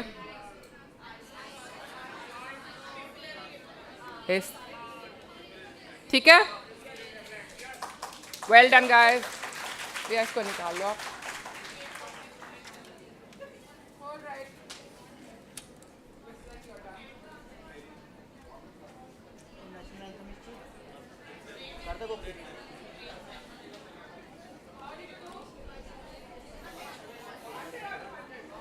किसच्या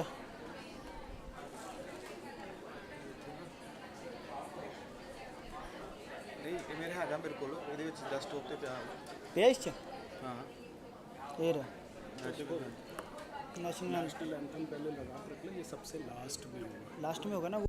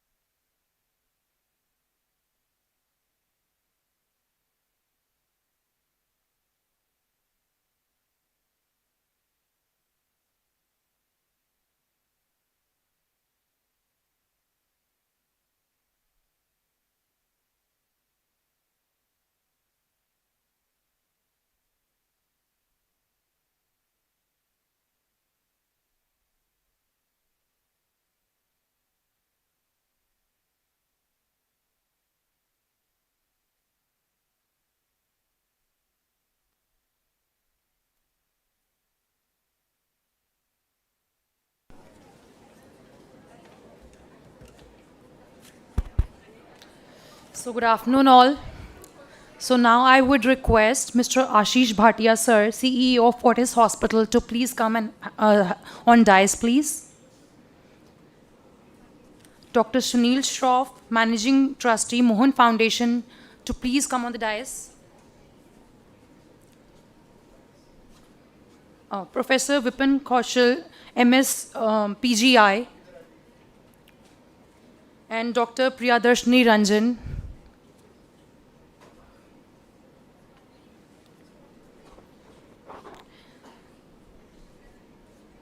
Now I would request Dr. Sunil Shroff to please come and address the audience.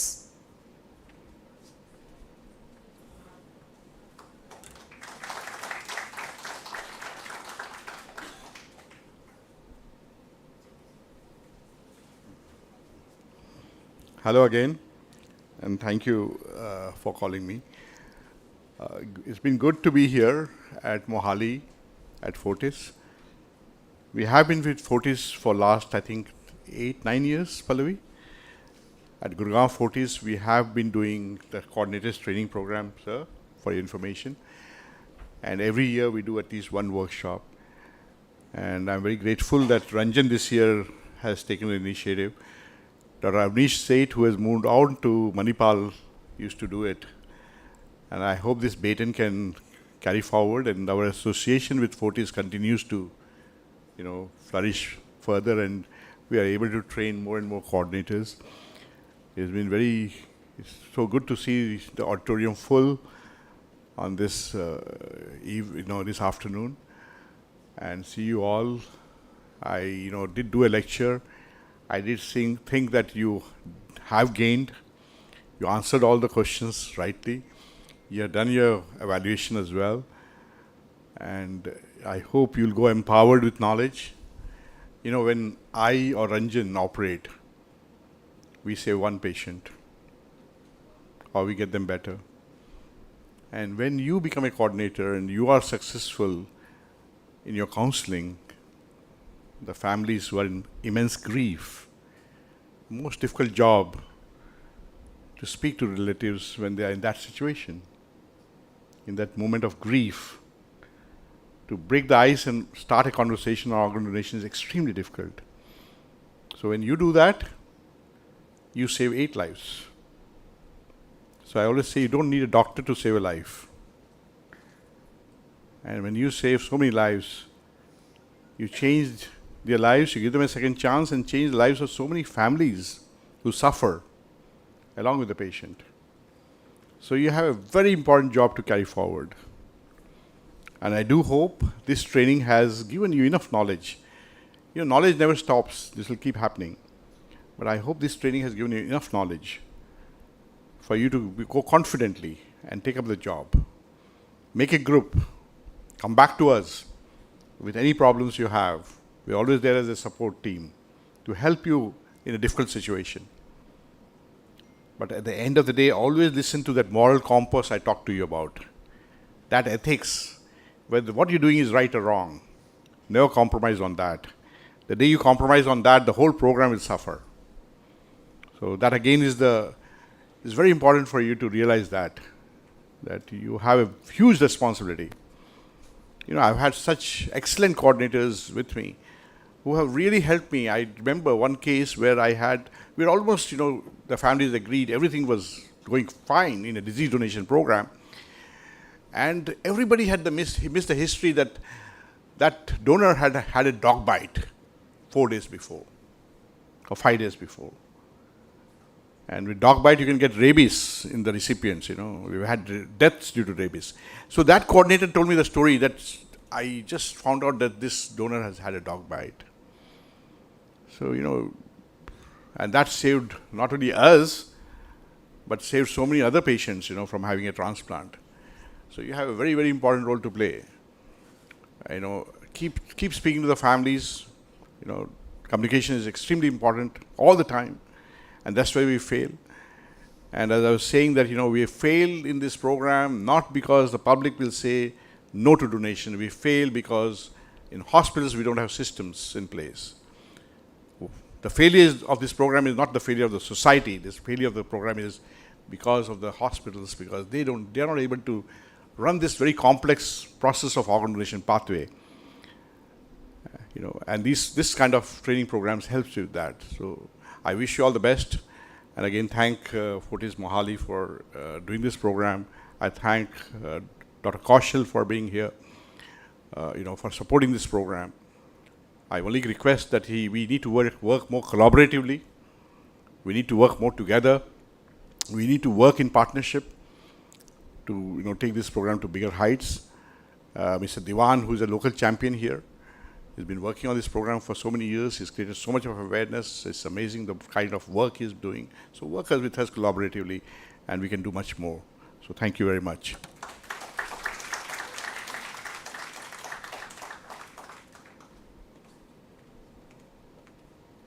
Thank you so much, sir, for such kind words. Now I would request Professor Vipin Kaushal to come and say a few words.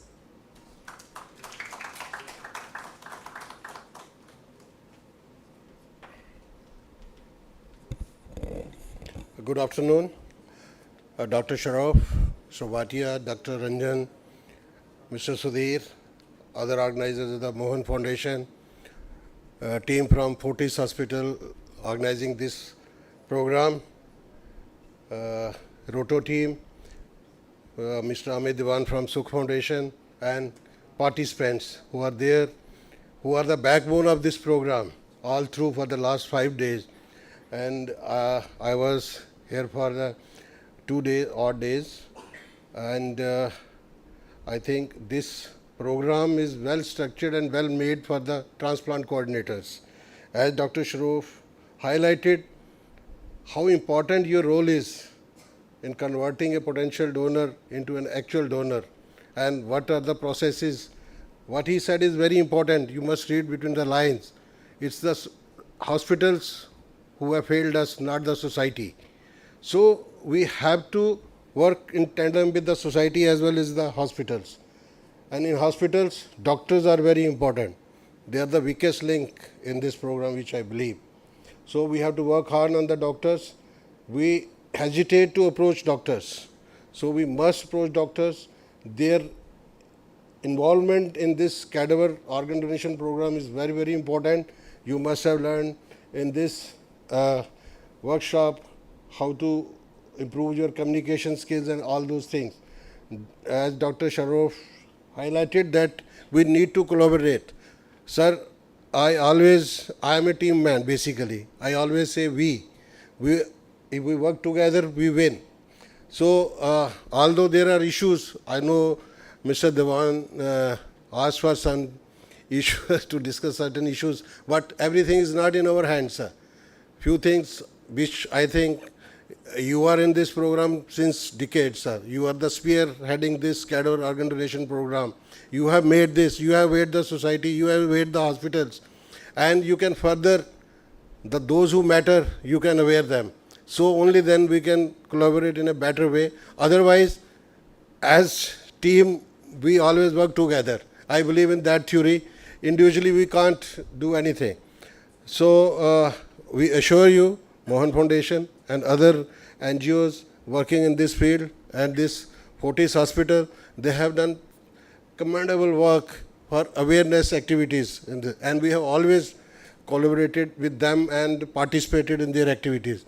And great initiative by Dr. Ranjan. Mr. Bhatia is always there to bless and support us. And from Roto also, I assure the same support to all the organizations who are working in this field. And I wish all the participants who have taken this program, certificate program, they perform very well in the society and in the hospitals where they are working and bring a big change in the cadaver organ donation program. We look forward to those things.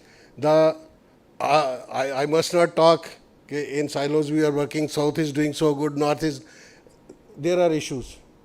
In my talk, I told you, where in down south they take only 3 hours to convince a family. We take 3 days. Issues are there. We will overcome. These training programs in this part of the country are very important. And with this, we assure you, sir, we will also do better in North India.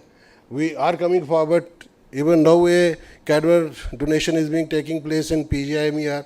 In the last 3-4 days, we have done 3.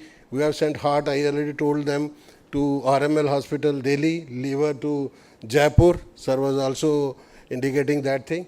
So, your role is very important. And I thank the organizers for conducting this program and inviting and associating with the Roto. And I am thankful to the Roto team and the other hospital transplant coordinators from the PGIMER who has contributed for this workshop. Thank you very much, Dr. Ranjan, for your having faith on us. Thank you very much. Thank you so much, sir. Yes, sir, as I have recently passed out from PGI, I am still in the group of the cadaveric. In the past 3 days, I'm just reading the messages, yes, the cadaver. So yes, sir, you are doing a lot of hard work, and we request and we hope that in Fortis also we do get a disease donor program. Now I would request Ashish Bhatia, sir, to come and say a few words, please.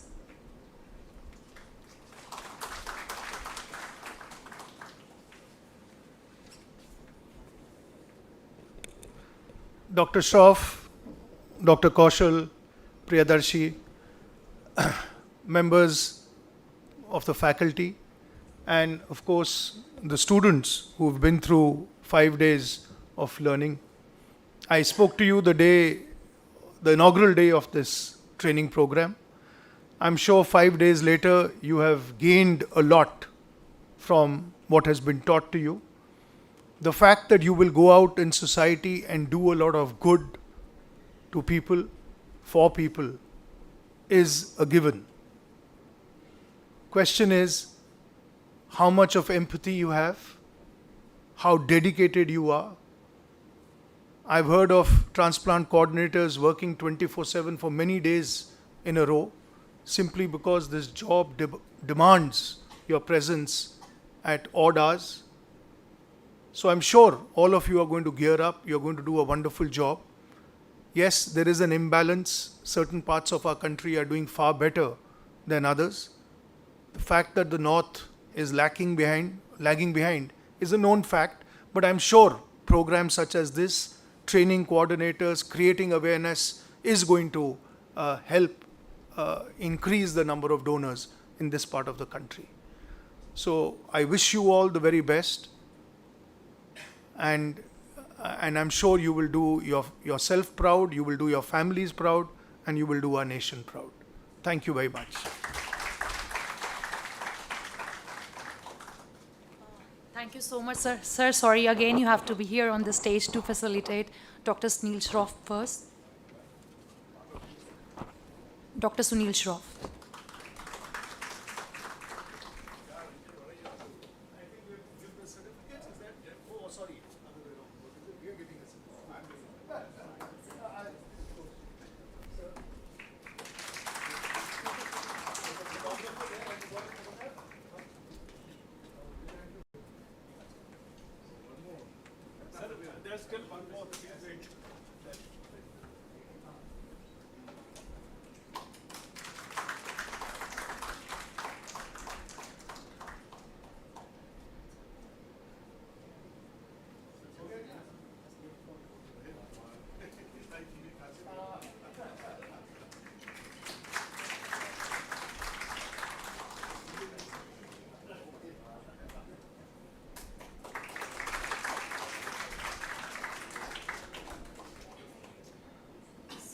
Now, I would request Ashish sir to please facilitate Professor Vipin Kaushal.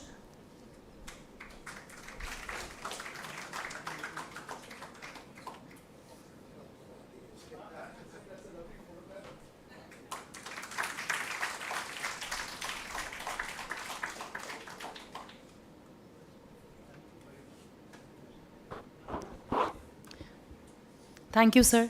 Now I would request Dr. Priyadarshini Ranjan sir, Ashish Bhatia sir, Dr. Sunil Shroff, and Professor Vipin Kaushal to be please here on the stage and for the certificate distribution.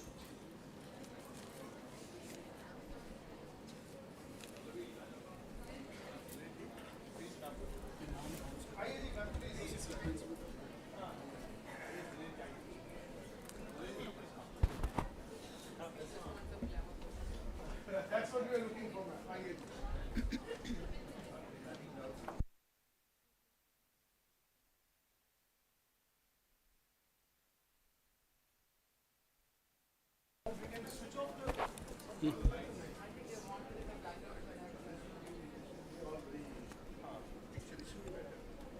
Sir.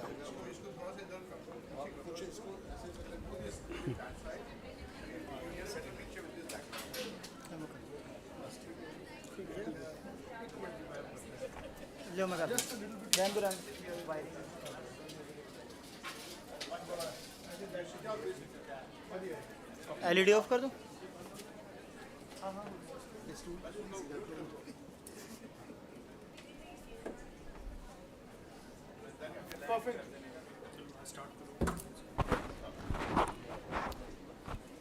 So I would like to invite Payal Verma.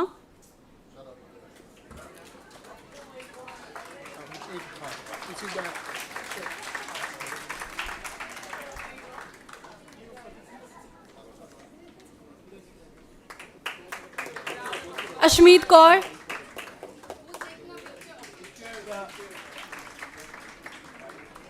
Sir, आप इधर आ जाएं, so that you alternately we can like come. नहीं, I'm good, sir. आप दीजिए.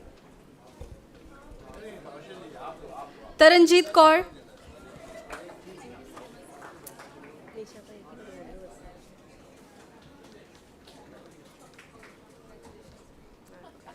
Taranjeet Kaur.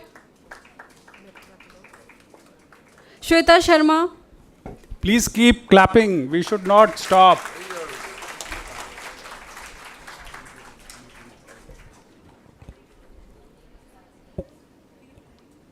Don't take too big, come near and take it so you get more sharper pictures. Aditya Thakur.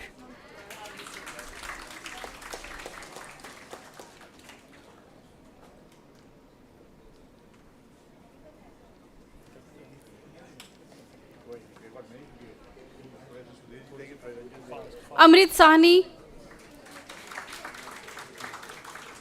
Simranpreet Kaur.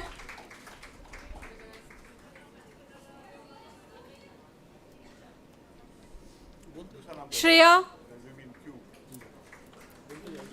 Himanshi.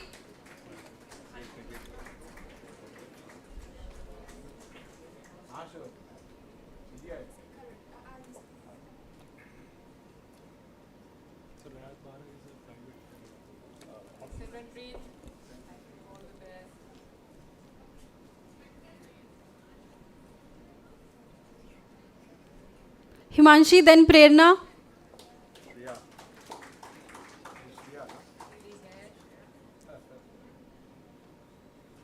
Simranpreet Kaur.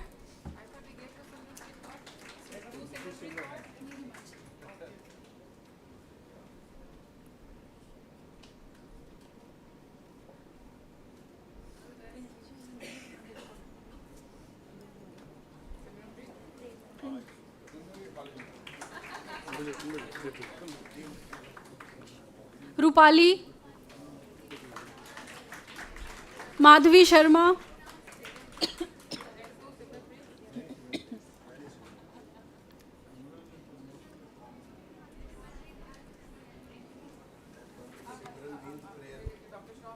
Jaspreet Kaur.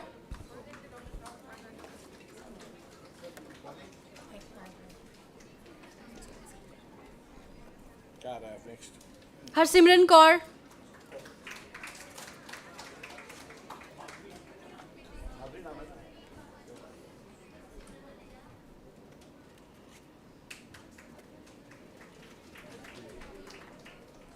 Navjot Kaur.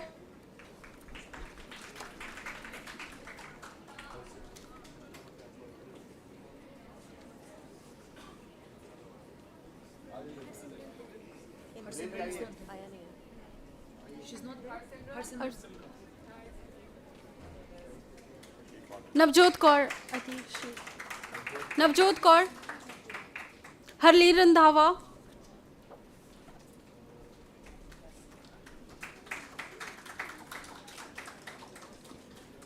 Pavan Kumar.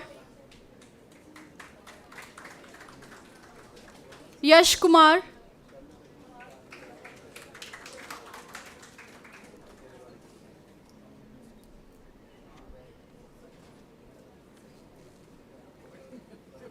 Akashdeep Kaur.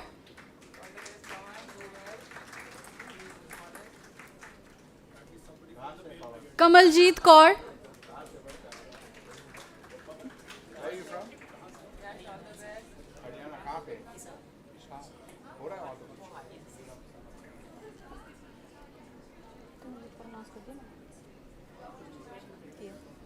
Kamaljeet Kaur.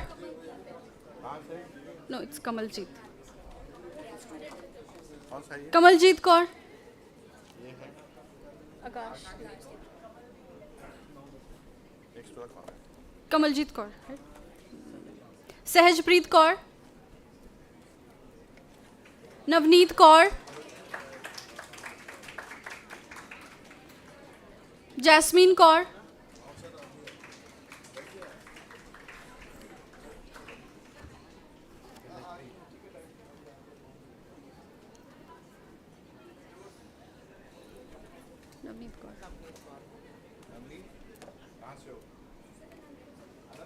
Bhavneshwari.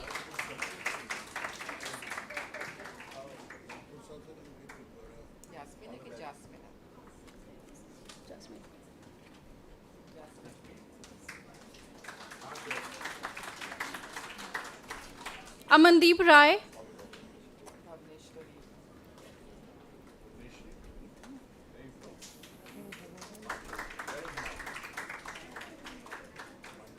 Jasmine Gulati.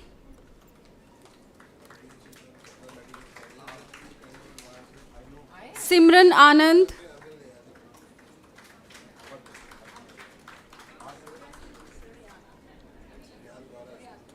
Jasmine.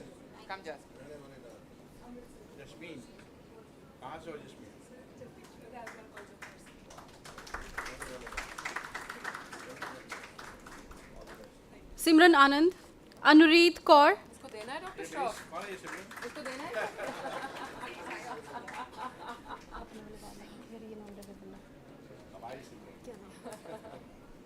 Simran Kaur,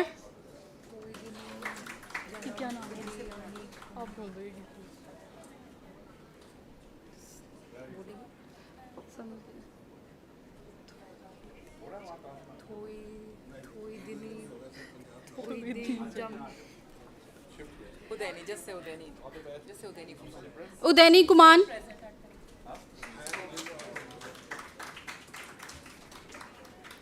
Parneet Kaur,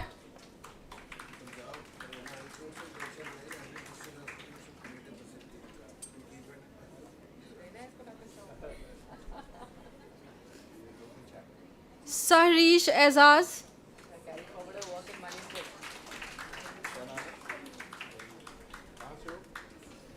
Bharti Devi, प्यारे प्यारे faces है doctor Shroff. Sweet faces. Tanuja Thakur,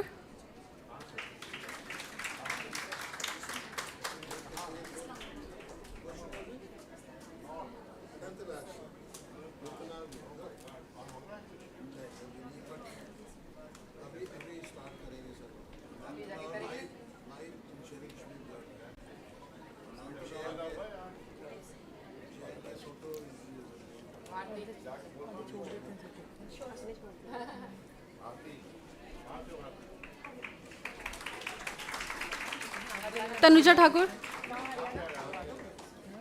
Diksha,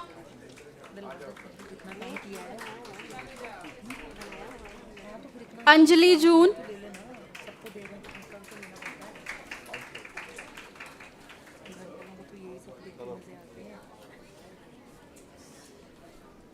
Neha Gill,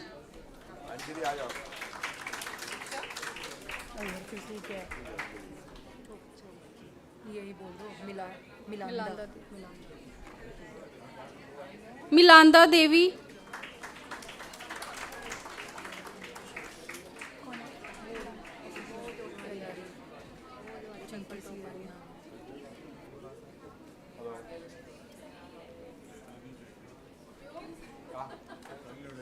ये तो MHS है ना.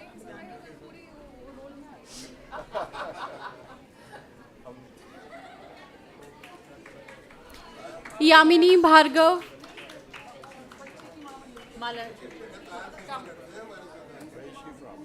Milanda. Where are you from? Please come. Oh, you're from Manipur? Which hospital? Yamini Bhargav,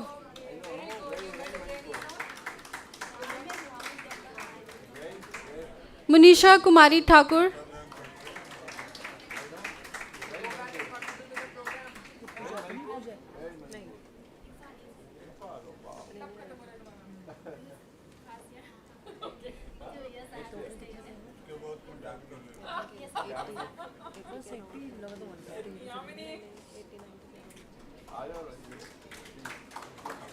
Mamta,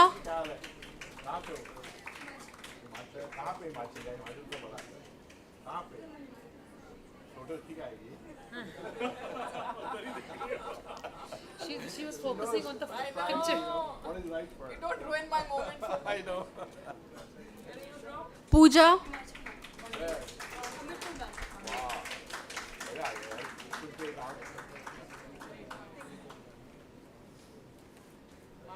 Pallavi Verma, Puja,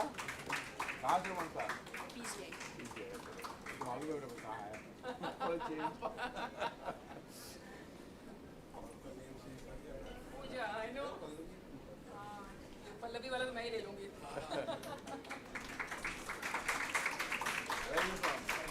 Sumedha Sharma,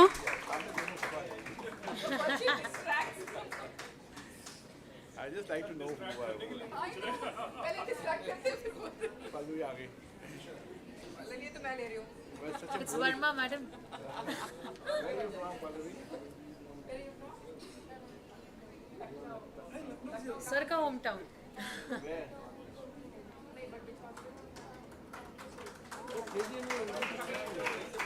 Listen, I need to speak to you. Please speak to her. Sumedha Sharma, Bharti,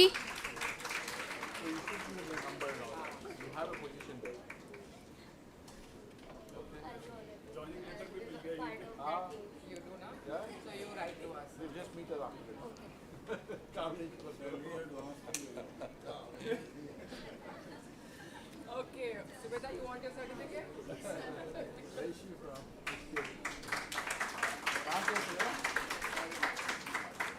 Shivani Kumari, Bharti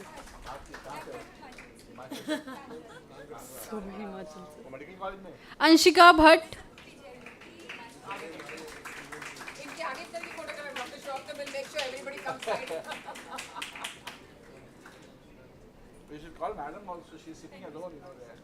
Well, आप यहाँ आइए ना, आगे आइए. Please. Please, कुछ देख ले आ जाइए. Please come. We need one woman here. Monica जस्टा, Looking nice standing here. Shivani. Please come. आपको मैंने देखा ही नहीं आपको, बच्चा आप चले गए. Please.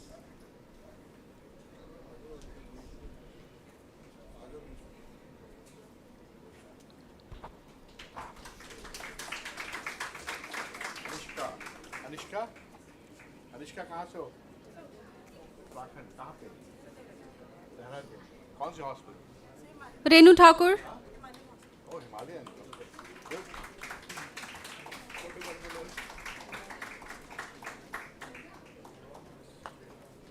Monica.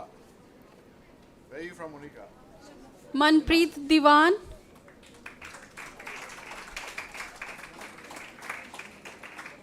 Manpreet Diwan, Renu Thakur. Vishali Thakur, Renu Thakur. Where is Renu from? कहाँ से हो? हिमाचल.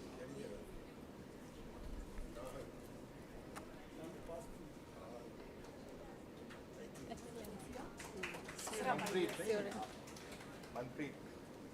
विशाली ठाकुर,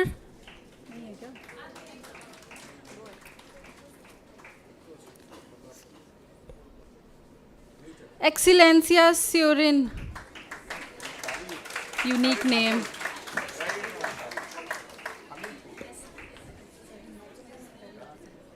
ऐसे ही मैंने गलत प्रोनाउंस किया पता नहीं. I hope the pronunciation was correct, Excellencia.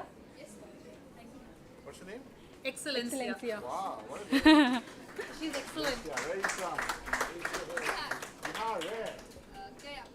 Oh my God, what are you doing here? How did you get your name, Excellencia? My parents, they gave me my name. Very good. Sarita Kumari, Go back there. Let's go back.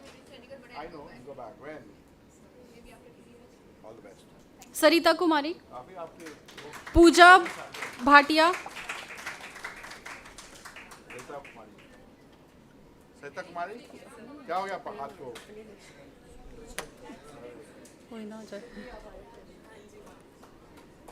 Priyanka, कहाँ से हो आप?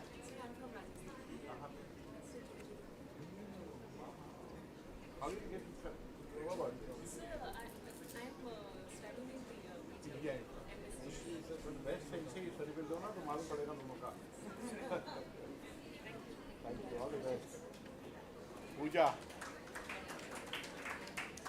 भाटिया. रूप किशोर Soni,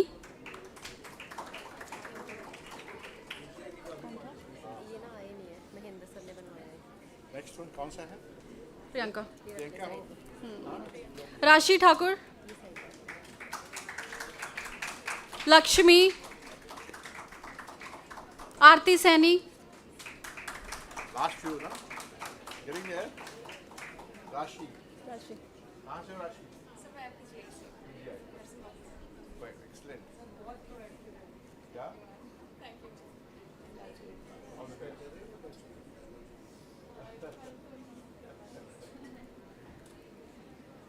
Lakshmi, Lakshmi, how are you? कहाँ से हो? PGI. Correct? हमने correct combination किया है. जैसे PGI है आप दोनों आ गए. Best है. आरती Saini,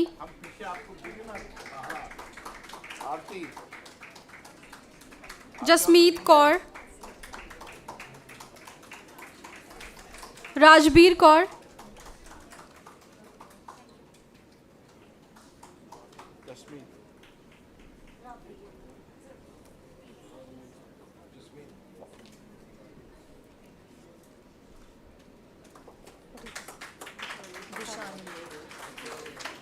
Dishani,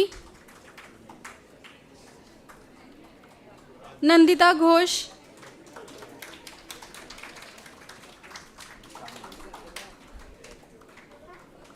Durgesh Sharma,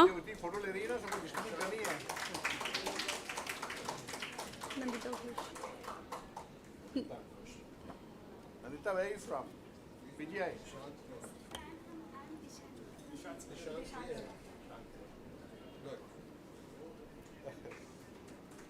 Nandita Ghosh,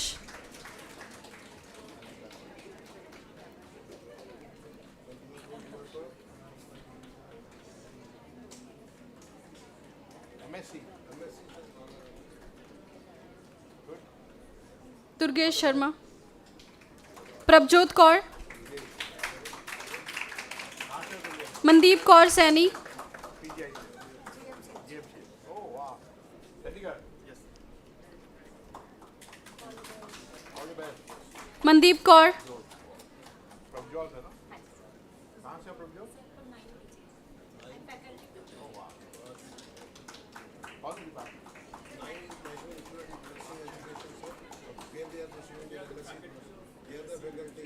I got it. Process it. Time. All the best.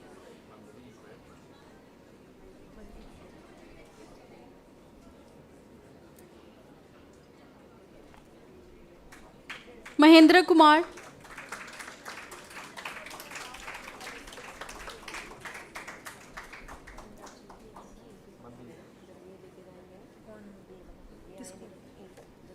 Mandeep Kaur.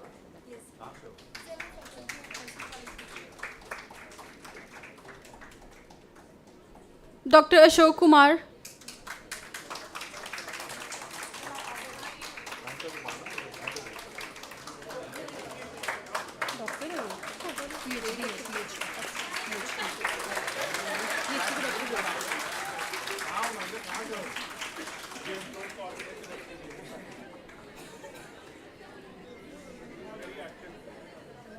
Special flowers. Dr. Ashok Kumar. Purvita Nath, Sakshi Sharma,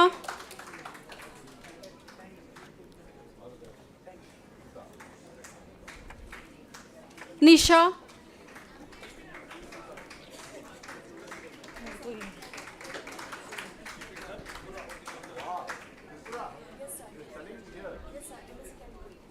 Where are you going back?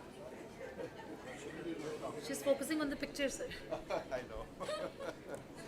Always distract them, you know. Manjeet Kaur, That's such a boring job, you know. Sakshi Sharma, Sakshi Sharma. साक्षी शर्मा, कोई बात नहीं. Sakshi. Faculty. All the best.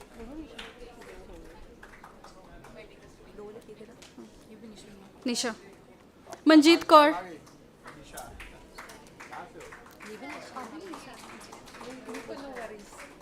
उनको side पे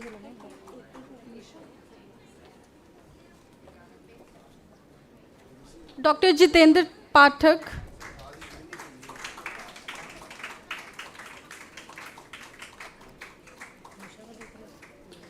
Syed Afzal Hussain,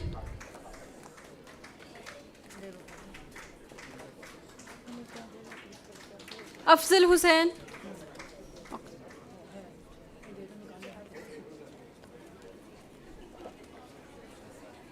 Tania Saeed,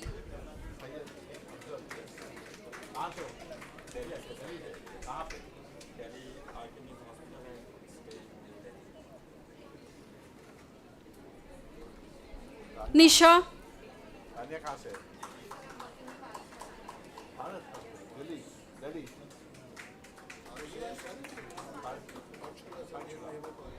Naresh Kumar.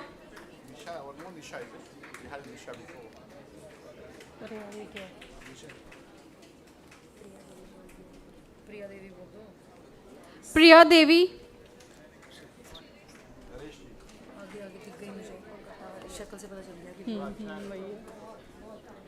Bharti Guleria.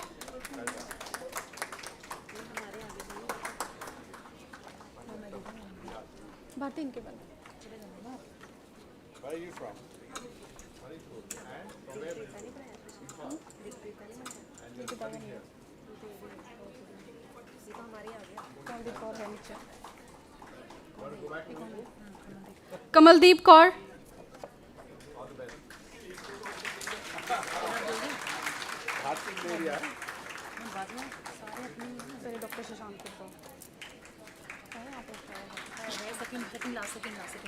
Doctor Shashank Verma.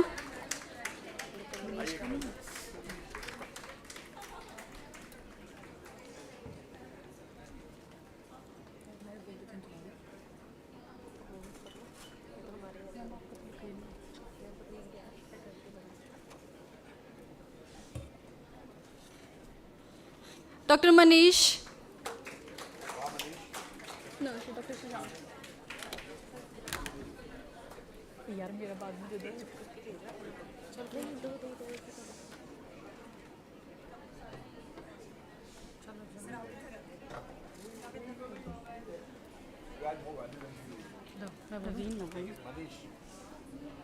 चल तू side तो हो जा फिर ना.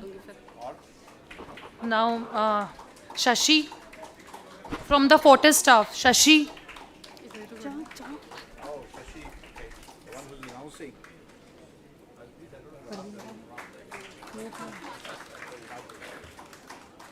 Parveen. Ruchi. Ruchi.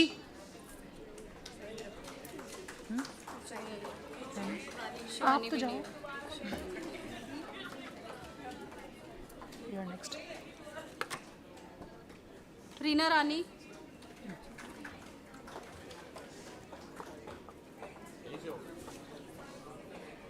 Priyanka.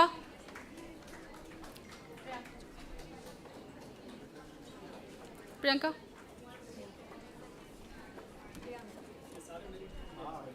Rupinder Kaur.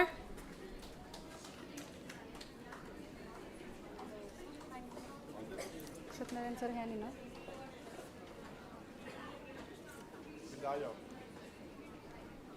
Harisha Rani.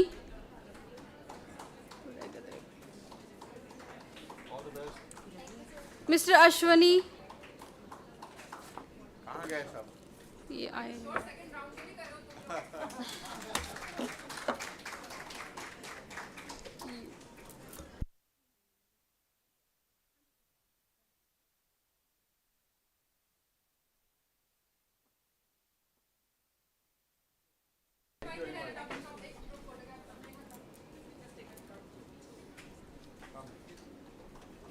Group photograph of all the people who work for the program.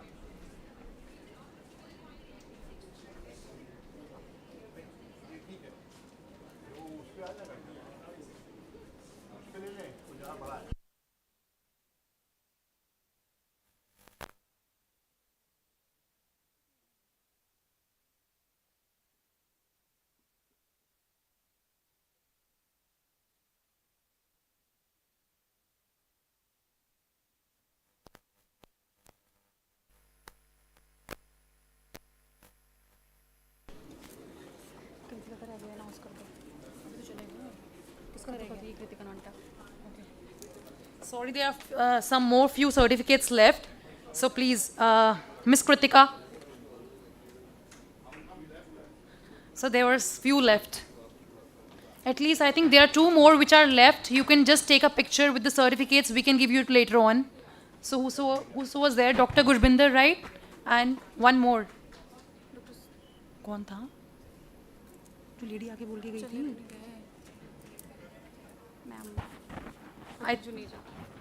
I think Dr. Juneja was here. She left. That's it. request all the organizing team of Dr. Ranjan to be here on the dais. All the team members, organizing team members. इनको certificate और सारे इधर आ जाइए please organising team हाँ doctor आ गई ना ना ना ना लीजिए वो देखो नाराज हो गई बेचारी डॉक्टर नाराज हो गई whole team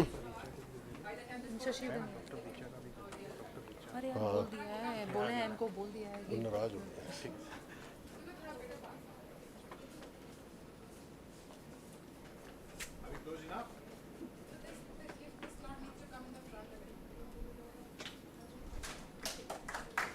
And we should give a standing ovation to this great team for doing this excellent work.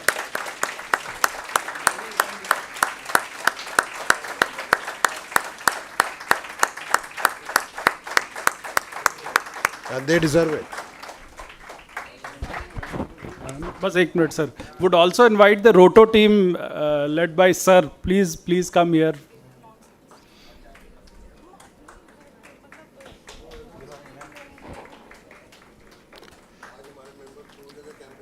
नहीं please come here sir you ma'am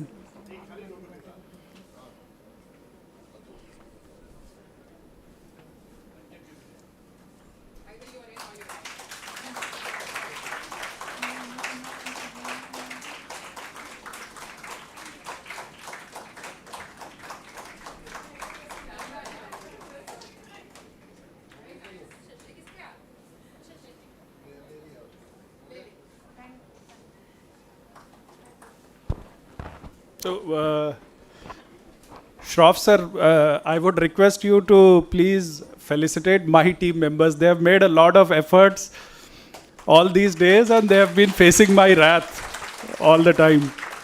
So, firstly, Dr. Shashank, come.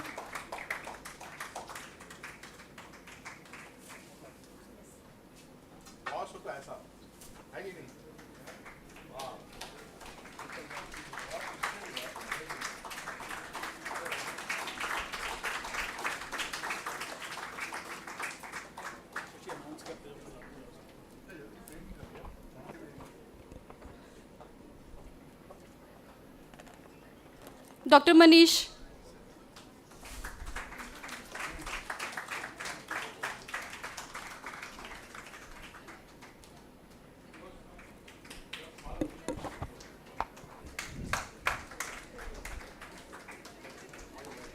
Dr. Anna.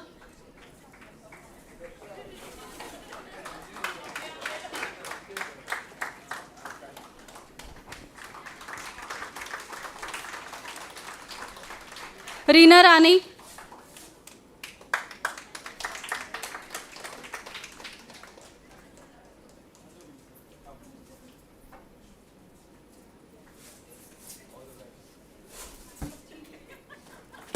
Rupinder Kaur.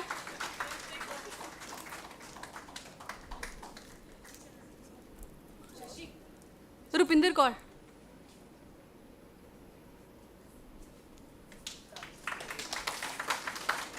Parveen Kaur.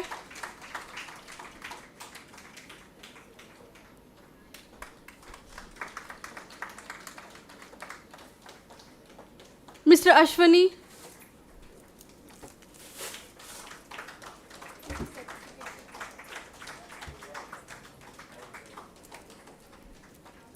Mr. Satnarayan.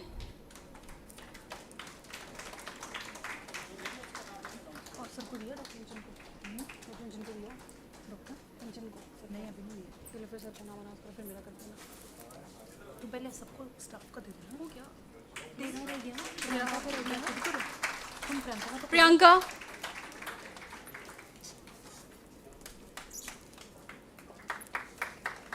बस मेरा रह गया ना हाँ रंजन से रह गया इसके बाद सर का दे दो पहले Shashi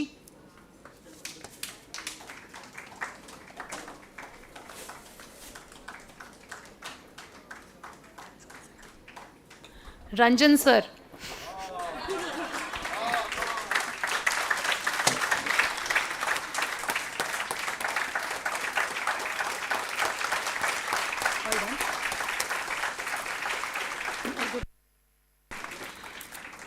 think, yes, sir, there are 2 certificates left. So I would request Dr. Gurbinder Kaur to please come and collect your certificate.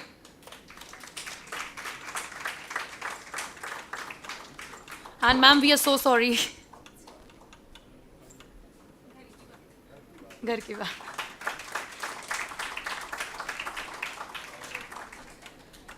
Ma'am, even they forgot to write my name as well.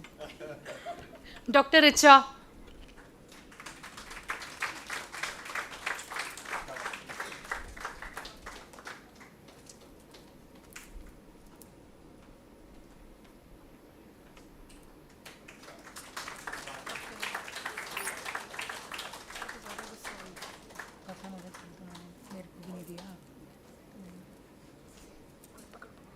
I think. Thank you so much, sir.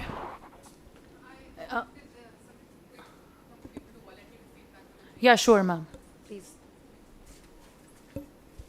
Could I volunteer, ask one or two of you to volunteer to come and give a feedback of the training, the structure, the module, what could have been included, what should not have been included?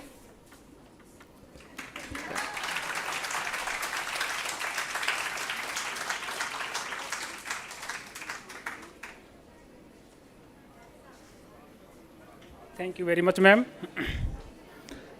So for training, for Ranjan sir, for Roto team, for Fortis Hospital, for Mohan Foundation, I have only 2 words. Number 1 is superb and number 2 is excellent. Thank you. Keep it up, sir. Keep it up. Thank you, sir.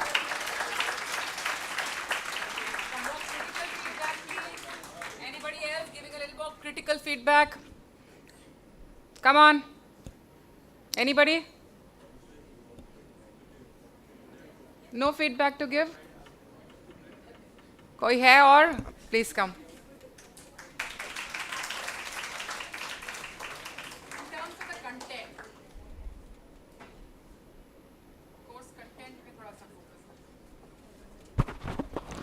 focus. Thank you, ma'am. I think everything has been covered by my senior, Dr. Ashok Kumar. And as ma'am, you are talking about the content. So in today's busy schedule, either they are students, we have faculty, and we have even nursing staff who are working in different hospitals. So everyone, if they are going to join somewhere, either it's a 1-day workshop, 5 days or 1 month course, the first requirement is the content.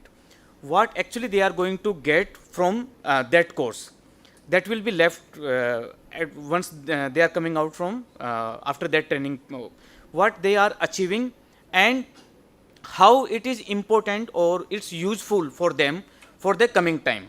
So I think the content, how it was they schedule the everyday the classes, it include everything including the organ donation, transplantation, the counseling, the family part, the emotions. So in one nutshell, in the one line I can say, we learn from the technique to the human touch, to the human behavior. So the content including everything, including our emotions, including how we could be a better person, better donor, or maybe if not required, but maybe someday a better recipient also. So with all these things, I would like to give 100 out of 100 marks to the content and to the program, how it was designed. So thank you so much, sir. Thank you. Anybody else wants to come before we wind up today? Anybody else wants to give any feedback?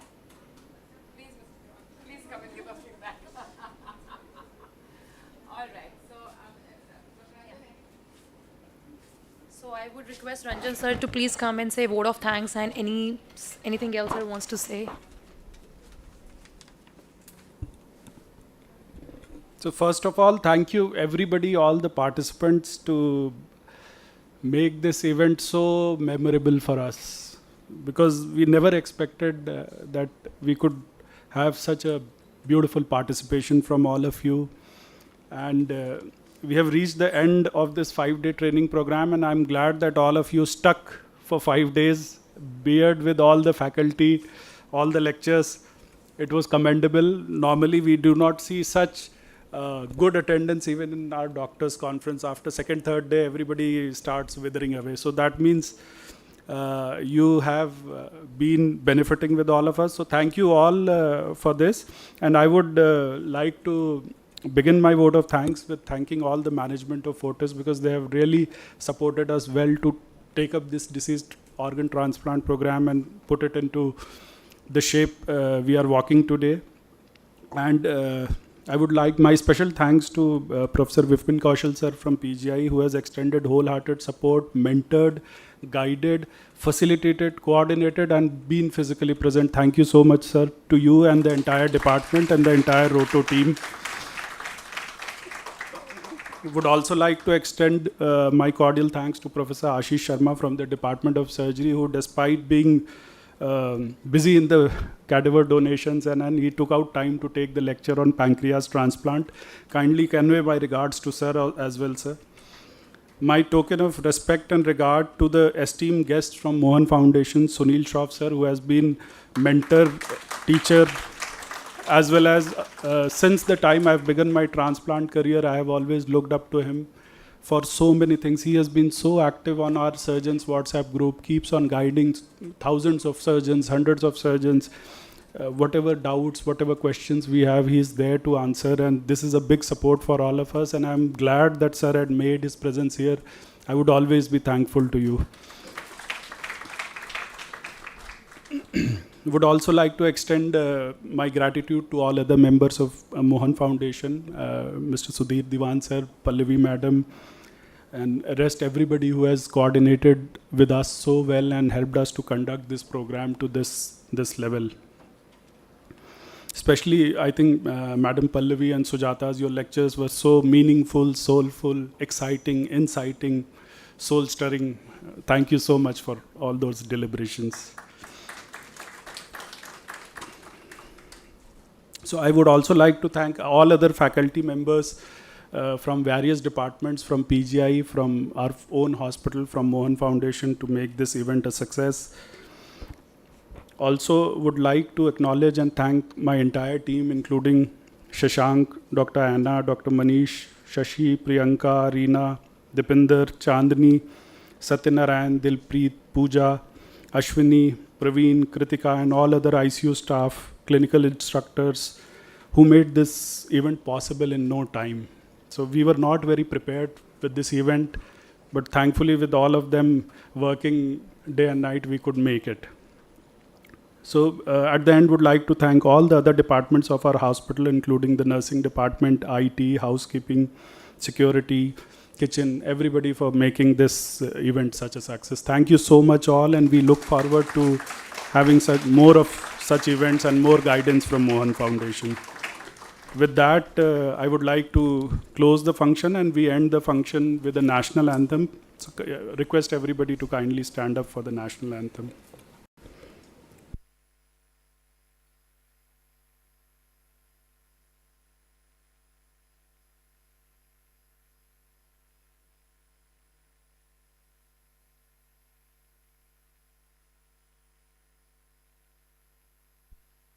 जनगण मन अधिनायक जय हे भारत भाग्य विधाता पंजाब सिंध गुजरात मराठा द्राविड उत्कल बंगा विंध्य हिमाचल यमुना गंगा उच्चल जलधि तरंगा तव शुभ नामे जागे तव शुभ आशीष मांगे गाहे तव जय गाथा जनगण मंगलदायक जय हे भारत भाग्य विधाता जय हे जय हे जय हे जय जय जय जय हे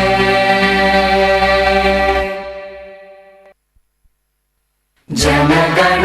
So please join us for lunch. Request all the dignitaries also to please join us for lunch.